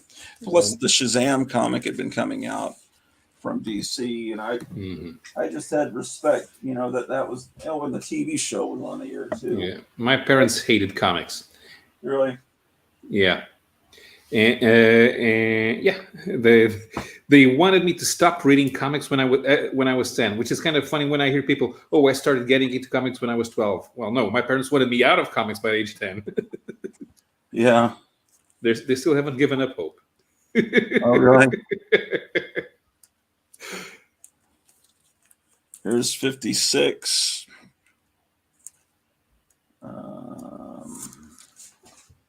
Oh shit. 58.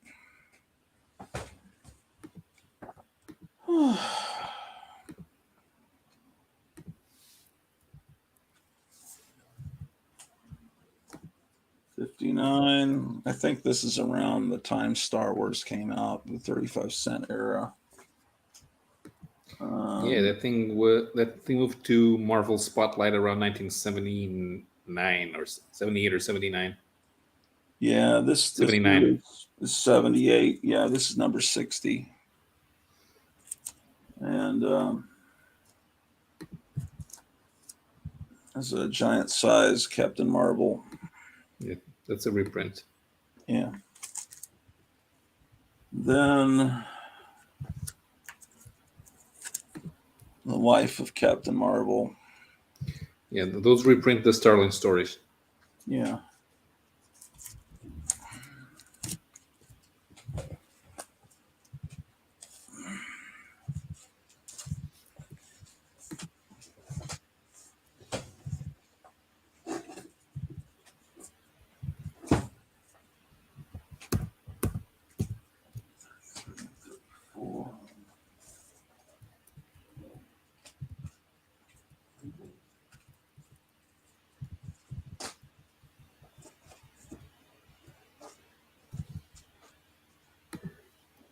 Okay. These are books I bought. This is a book I bought recently in the last year. It was a cartoon I hated, but what I liked about it, I got it because, I'll show you. Captain Planet. It's a Fantastic Four style cover, but what I like is it's printed on recycled paper. So it's like you can I don't know if you can tell in the lighting how it's turning brown, even though it was kept in perfect conditions, just because it's shitty paper, because they're really concerned about global warming or whatever, the rainforest or whatever. This was a terrible cartoon propaganda. I think Tom Cruise did the voice of this character. I don't remember. But I actually have 2 copies. Whenever I find it, it was funny to me, I guess. This is a comic I like. It's really cool. Just a great cover.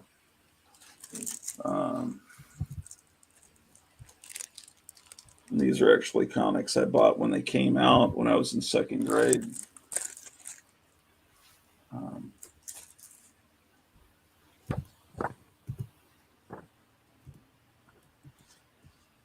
I was like this ad for the Saturday morning cartoon lineup where the Pink Panther invites these kids into the TV set to see previews of what was going to be playing.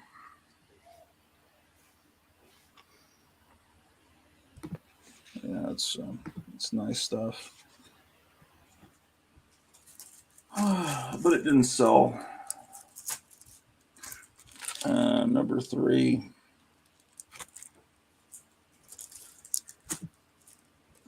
Oh, I've got to upgrade my copy of this one. It's got some, looks like someone had a price tag on it at some point and got pulled off. But you don't see them that often. And then it looks like I'm moving into Catwoman.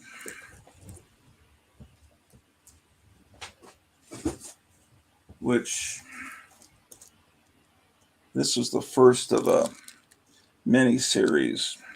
And I think this is right after Dark Knight, so now they've written into the canon that she's an ex-prostitute, which I never liked. Well, by making her an ex-prostitute, they actually made her the only Batman villain who is not crazy in the head. Because before that, she had a compulsion to steal things. She was a kleptomaniac. Right. Yeah, but I don't know. Somehow I just don't like to read about ex-prostitutes so much. Oh yeah, this is a cover where people, it's like Braille. The blind people can feel the boobs and the butt.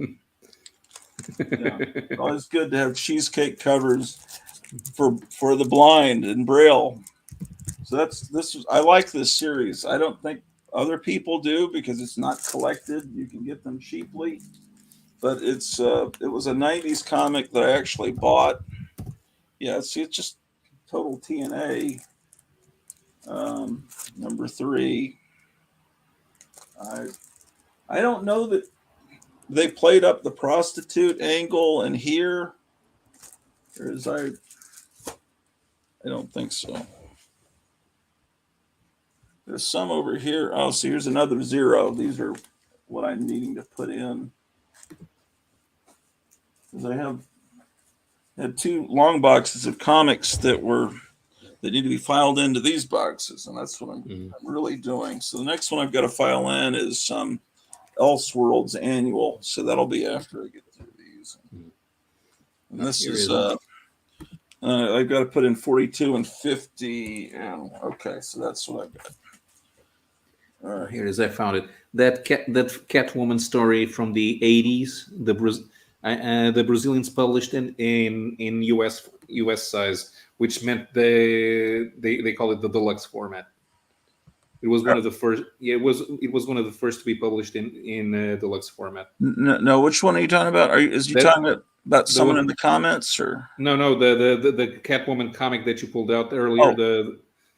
The one from the not the one from the 90s with the Braille boobs. The one. Oh yeah. Was that so? That was over in Portugal. Yeah, it was the Brazilians. I don't think I actually saw this one. So it made the US sized comics, the deluxe editions. They had more limited distribution. The ones that were in digest size, you could find them anywhere. But the deluxe ones were harder to come by, and they were more expensive. Yeah.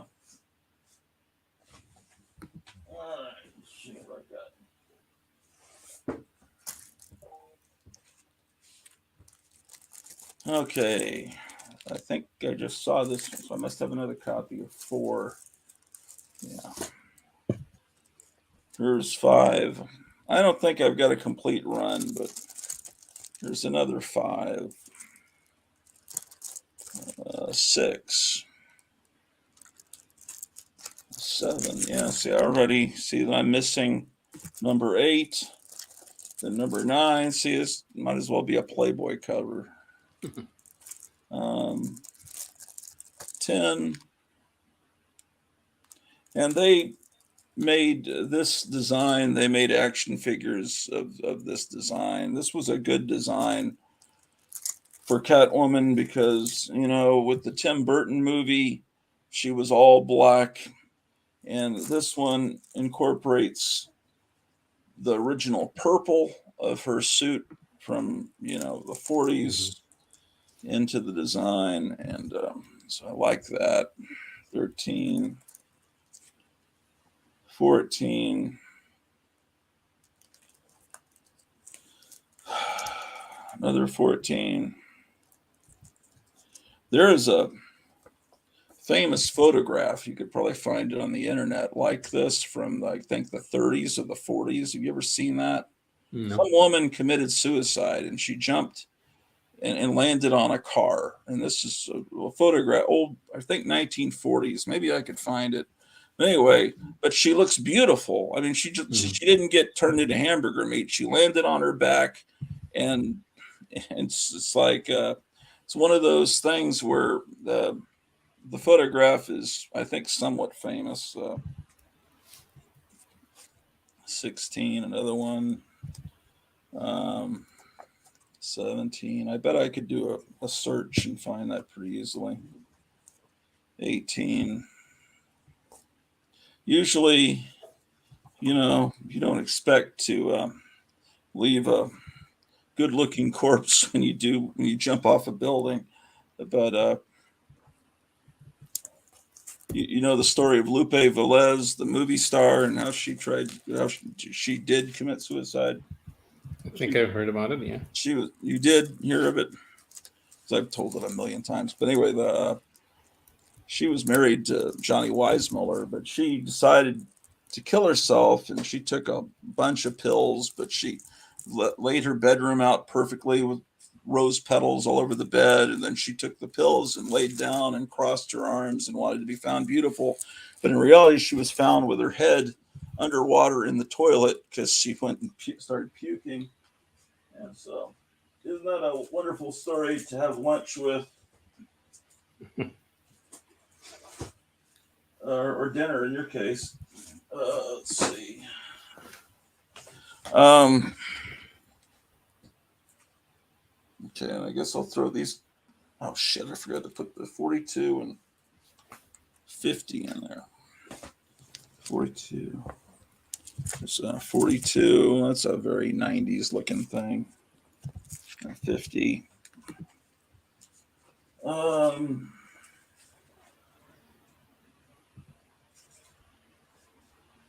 no, I think these aren't going to. I think the next box is going to continue on with Catwoman, and they aren't really belonging in there yet. Mhm. John Goris says, I didn't like what?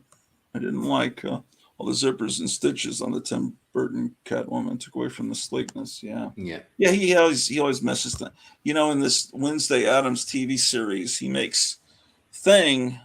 First of all, I don't really like the Thing running around. That was something from the '90s movie, but he makes his fingernails real dirty, and he puts stitches all over him like he's. It's just I don't know why. Just because I guess he feels like he has to. Let's see. What can I photograph?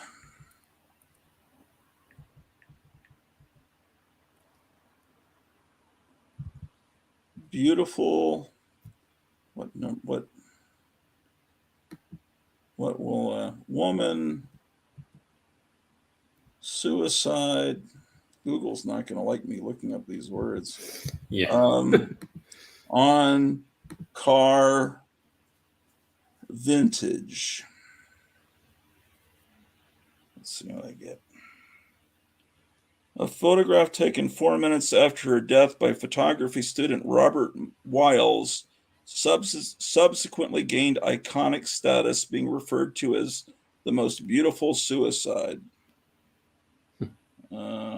Is what these are the words that pop up, but I'm not getting the image. Oh,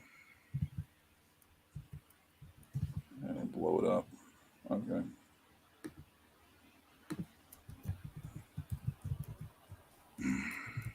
Come on.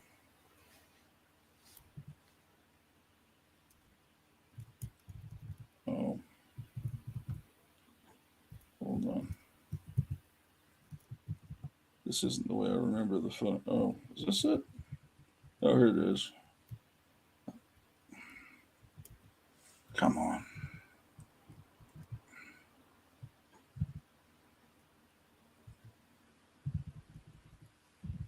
Her name is Evelyn McHale. Oh, okay. Anyway, so she's got this big entry. This is what she looked like, but this is the famous photograph. Is this? Mm. Well, doesn't that make your day? Let's see. Yeah. Well, I understand the photo itself becoming famous, but drawing a comic book cover based on that, it's kind of tasteless. Well, I don't 100% know that that's what they were doing, but probably, wouldn't you think?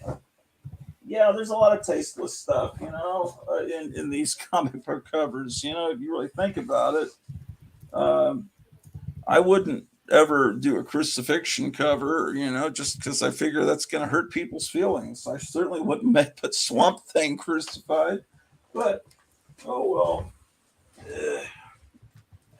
It's a cool cover. It's just like, what are they thinking?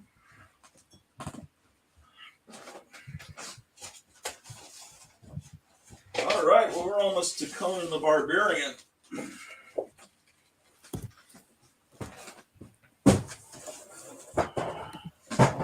I may have to go get lunch before I get to that, but let's see. Bunch of unsleeved Catwoman comics. 28. Look how they draw the boobs. Like, have they ever seen a real woman? It's just. The thing is, if you're wearing a skin tight costume, you probably in a place where the boobs can fit. Okay. Although that is exaggerated. What was more normal was to have what John Byrne did with the Fantastic Four costumes, because when John Byrne started drawing the costumes, he made it more like Kirby did, and they had folds and they weren't really skin tight. Yeah, So nobody looked like a superhero. Any woman, no matter what the costume's made of, they're just completely gravity defying. So here it even has like a centerfold, Mm-hmm. Okay, so that's 44, and this one I wanted to put in was, that's not even anything. Where did I put those fucking things? Oh, here. Okay, 42. Okay, goes in there. Then I need to put 50 in. But first, now here's a. You don't have that issue on this cover. The boobs are gone. The 9 Deaths of the Cat, 45. Okay, then 50. I apparently have 2 copies of 50. Then 51. Yeah, she's got the same boobs. 51. Okay.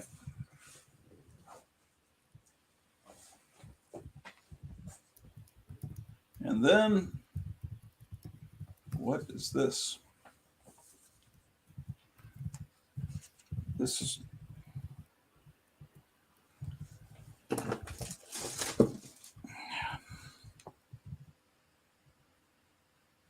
$52. Because there's no. Oh, this is when they start doing this ridiculous thing where they make the number tiny and put it where you wouldn't expect it. And I bet they thought that was really well drawn. It's really not very well drawn. It really looks like something a high school kid did. 52. I mean, I might not be able to draw it that well, but it just okay. Here's 95 annual year one. Maybe I'll put this one after that. Let's see.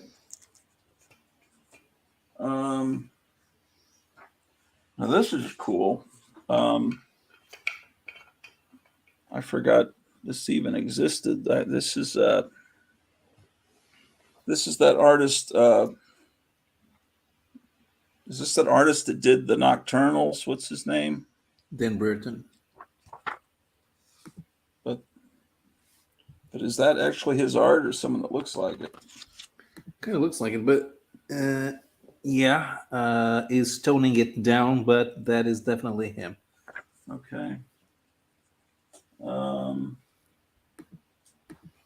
right.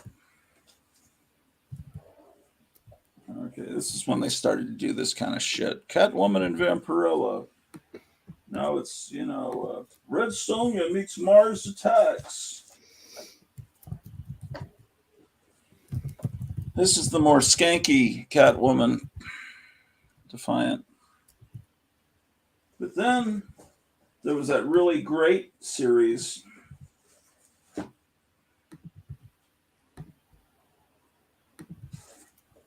Boy, I wish these were bagged and boarded with the Darwin Cook art and the Brubaker scripts. Did this get over there? This is a really good suit. It's more of a Diana Rigg kind of thing.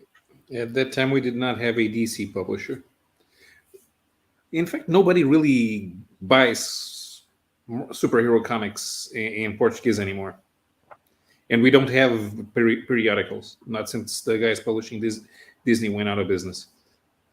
But it's just a beautiful book. The interior art's good.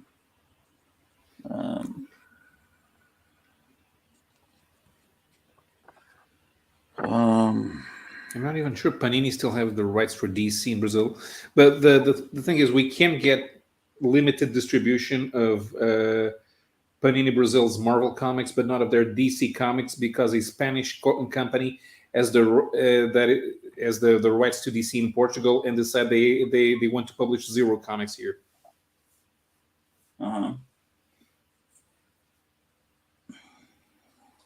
That's 6, 7. At this point, the interior art. The interior art was no longer done by Darwin Cook, but someone's doing a really good job trying to imitate his art inside.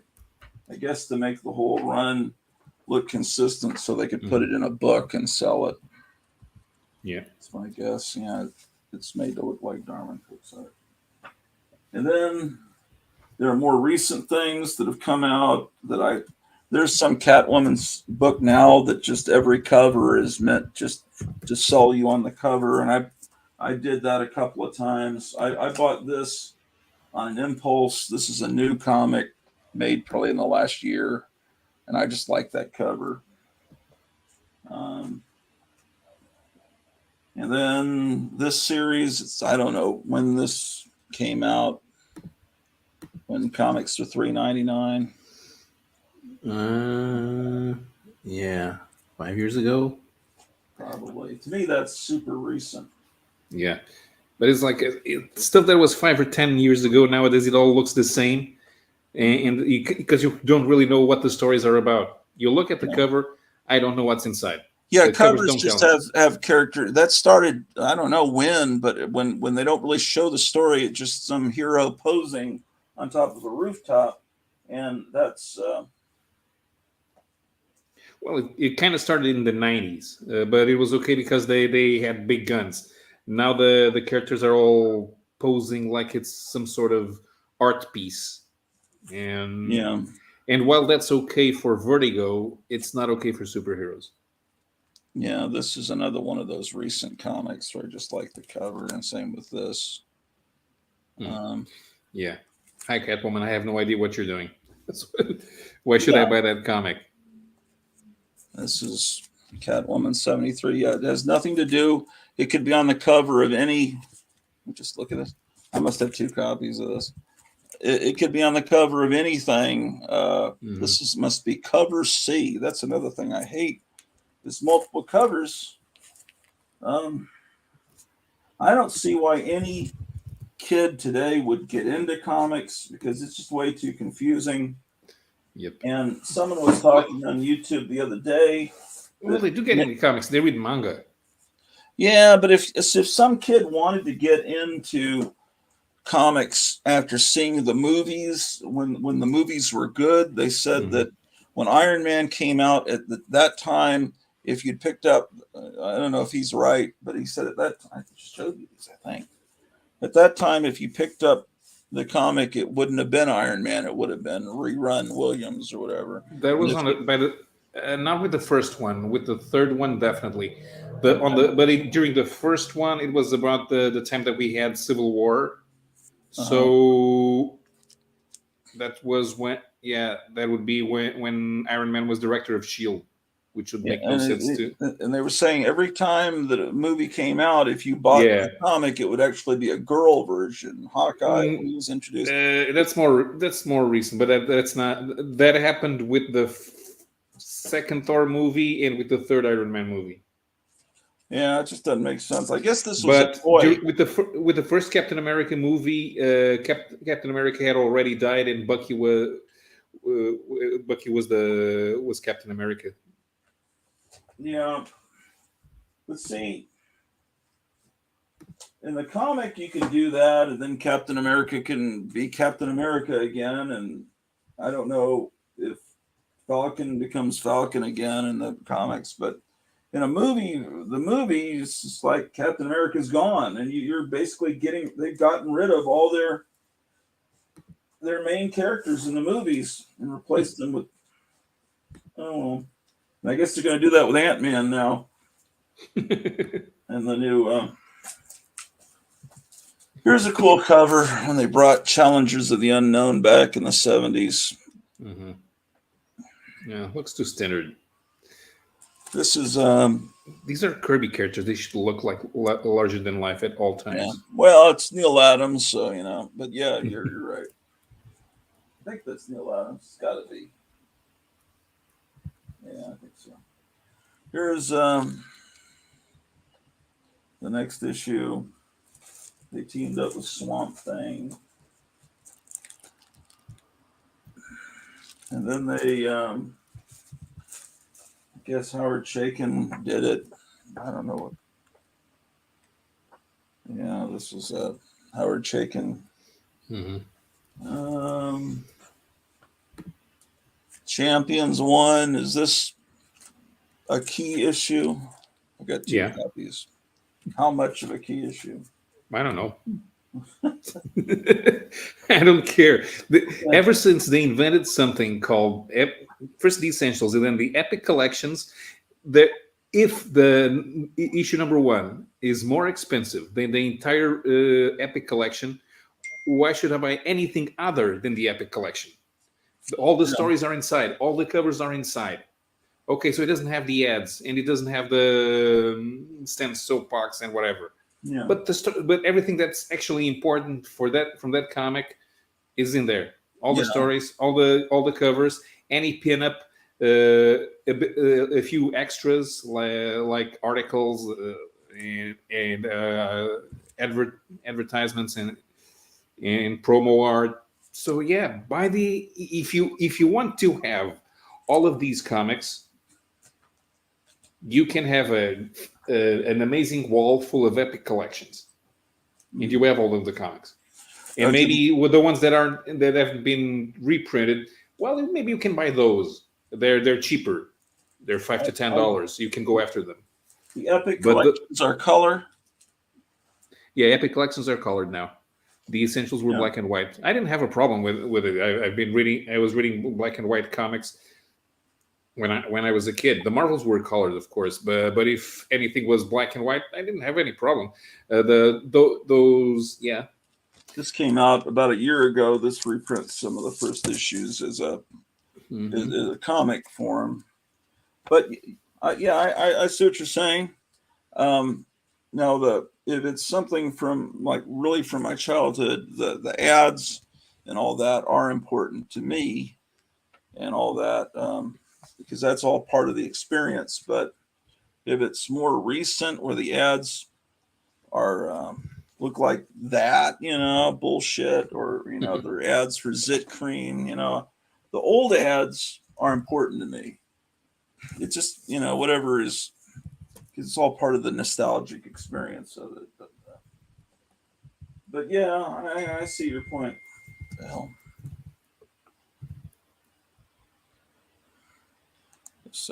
my wife sent me a text.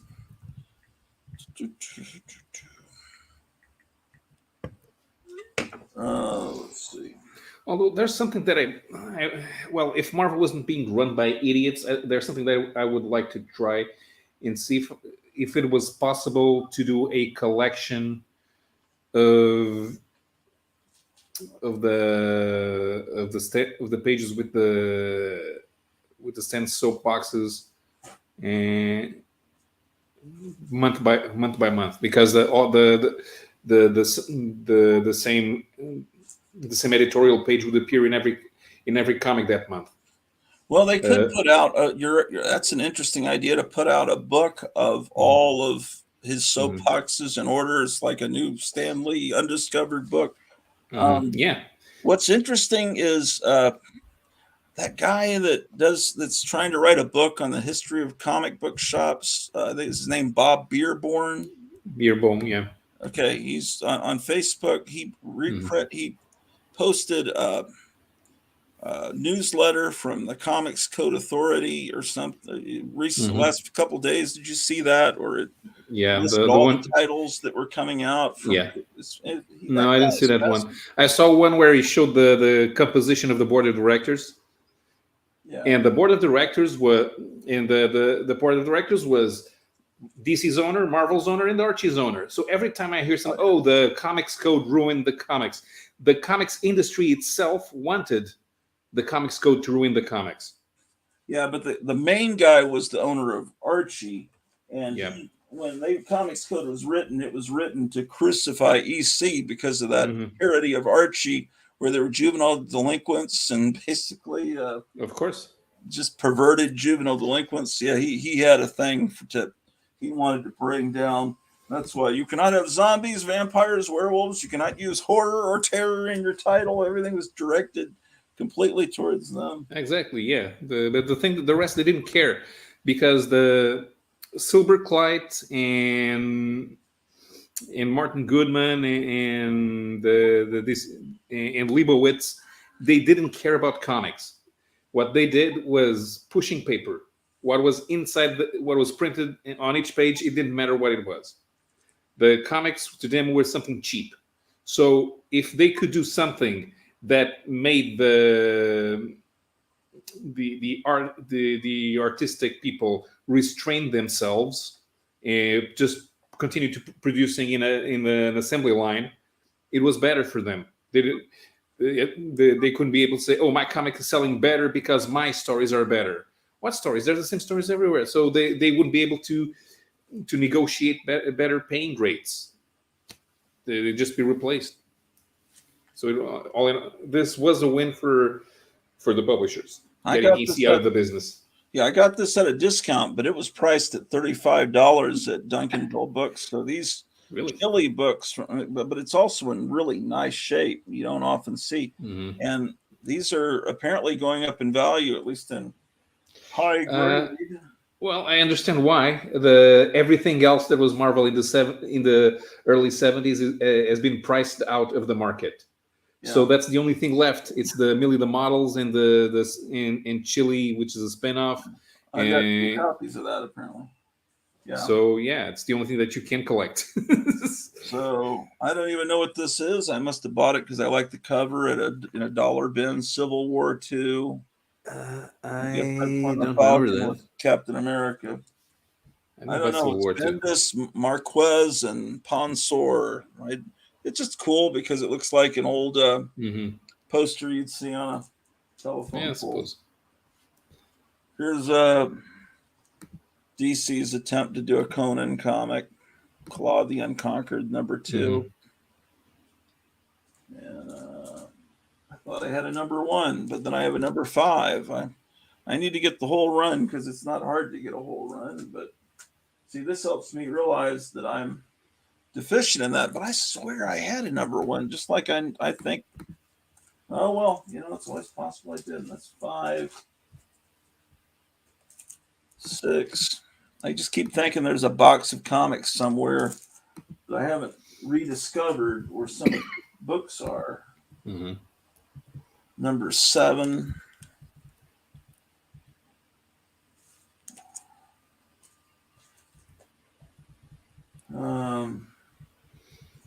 Then I go to number 11.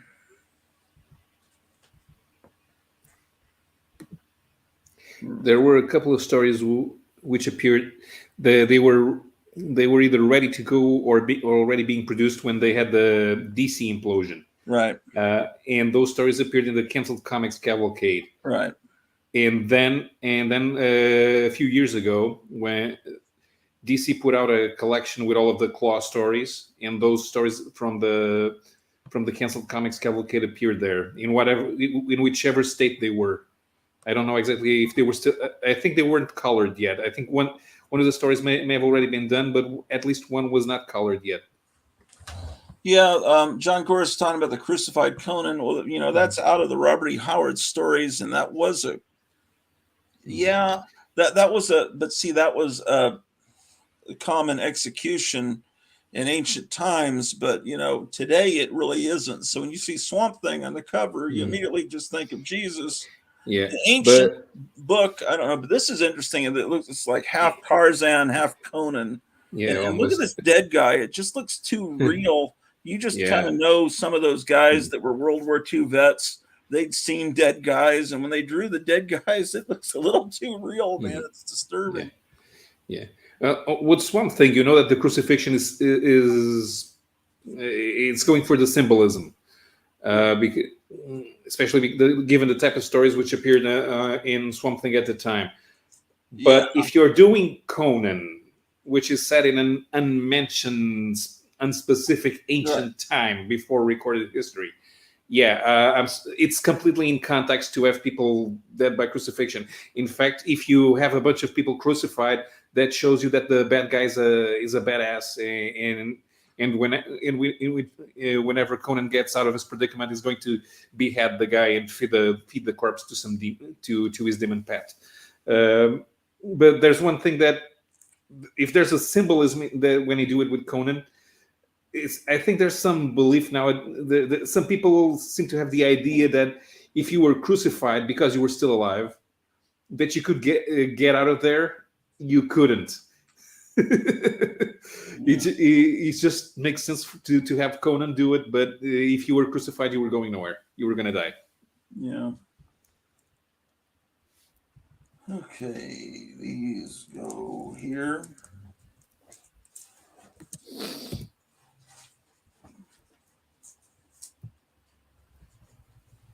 Now, then there's some Checkmate book that I get when Peacemaker was I picked up some Peacemaker books when that Peacemaker series was coming out. And I never read Checkmate ever, but I thought, well, maybe this will be interesting. But there I was speculating. But I like that series. I don't know how many people actually watched it. I'll get into a little bit of Conan. Then I probably need to go see what my wife wants to do for lunch. I don't have the first Conan. This is a reprint from about a year ago or two.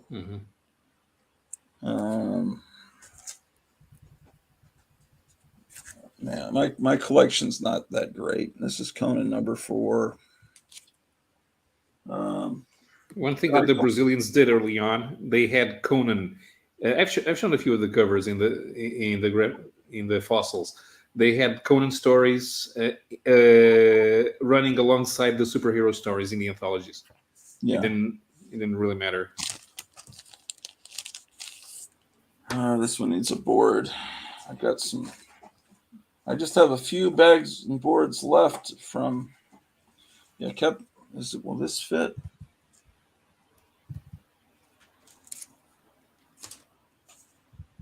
No, this modern. That's a modern board. It's just this. The book's too big for it.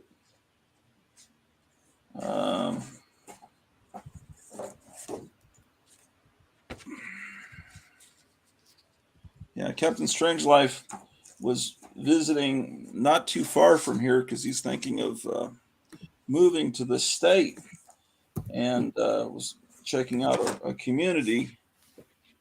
And so I met him and his wife for lunch, and he gave me some a whole bunch of bags and boards he wasn't going to use, and I've been bagging and boarding what I can. And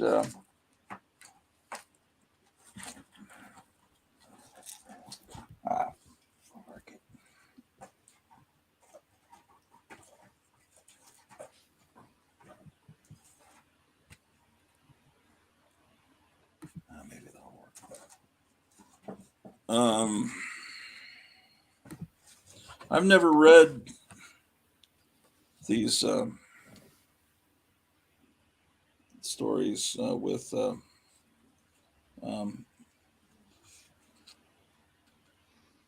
man, that's some of his art. His early art is very strange.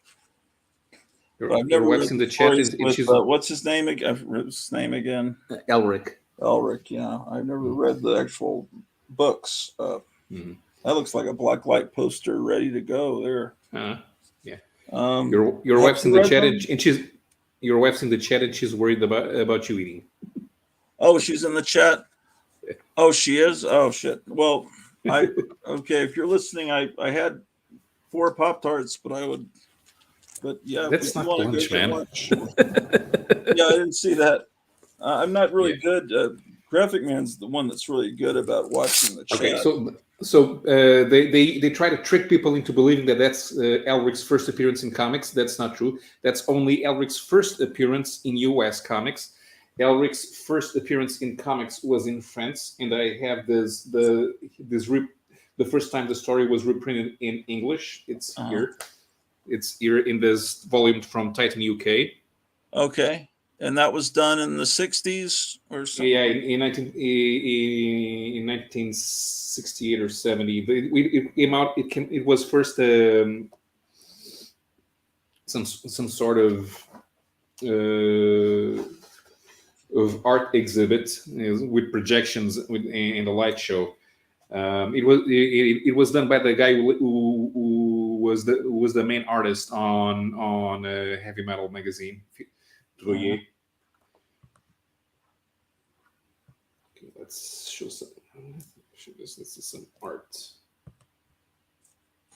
Here it is. So this was the opening piece from the exhibit. And then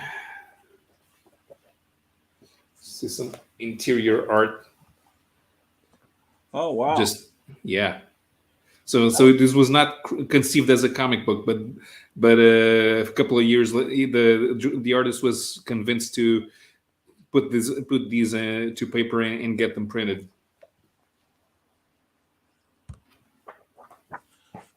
Yeah, that's great. Yeah, and this artwork I can just see, in the early 70s, how this affected people. This is really just great. I mean, it's just so different from anything.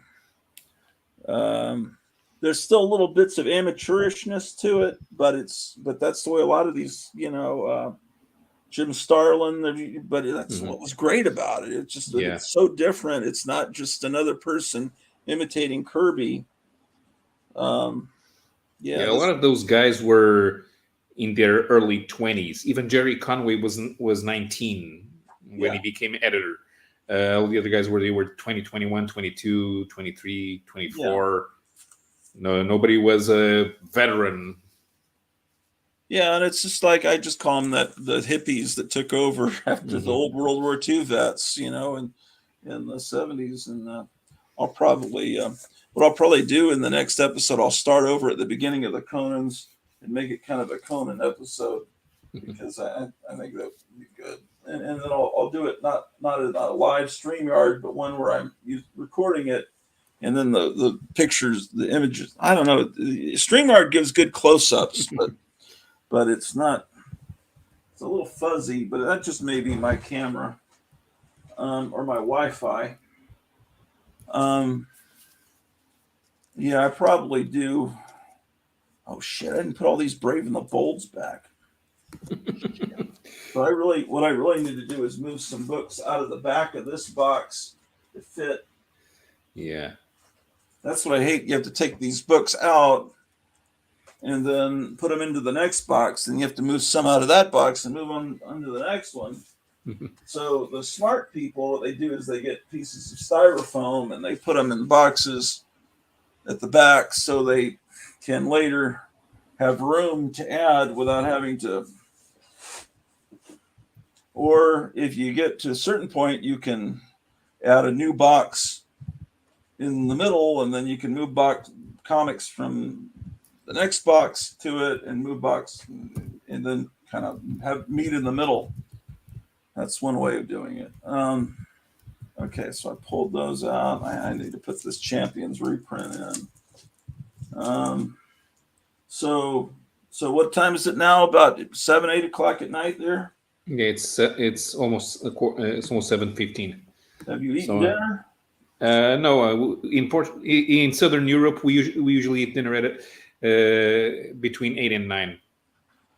Oh, that's why my wife is her mom isn't from this country, and my wife thinks, to me, dinner is 5 o'clock at night, 5 or 6, and to her that's way too early.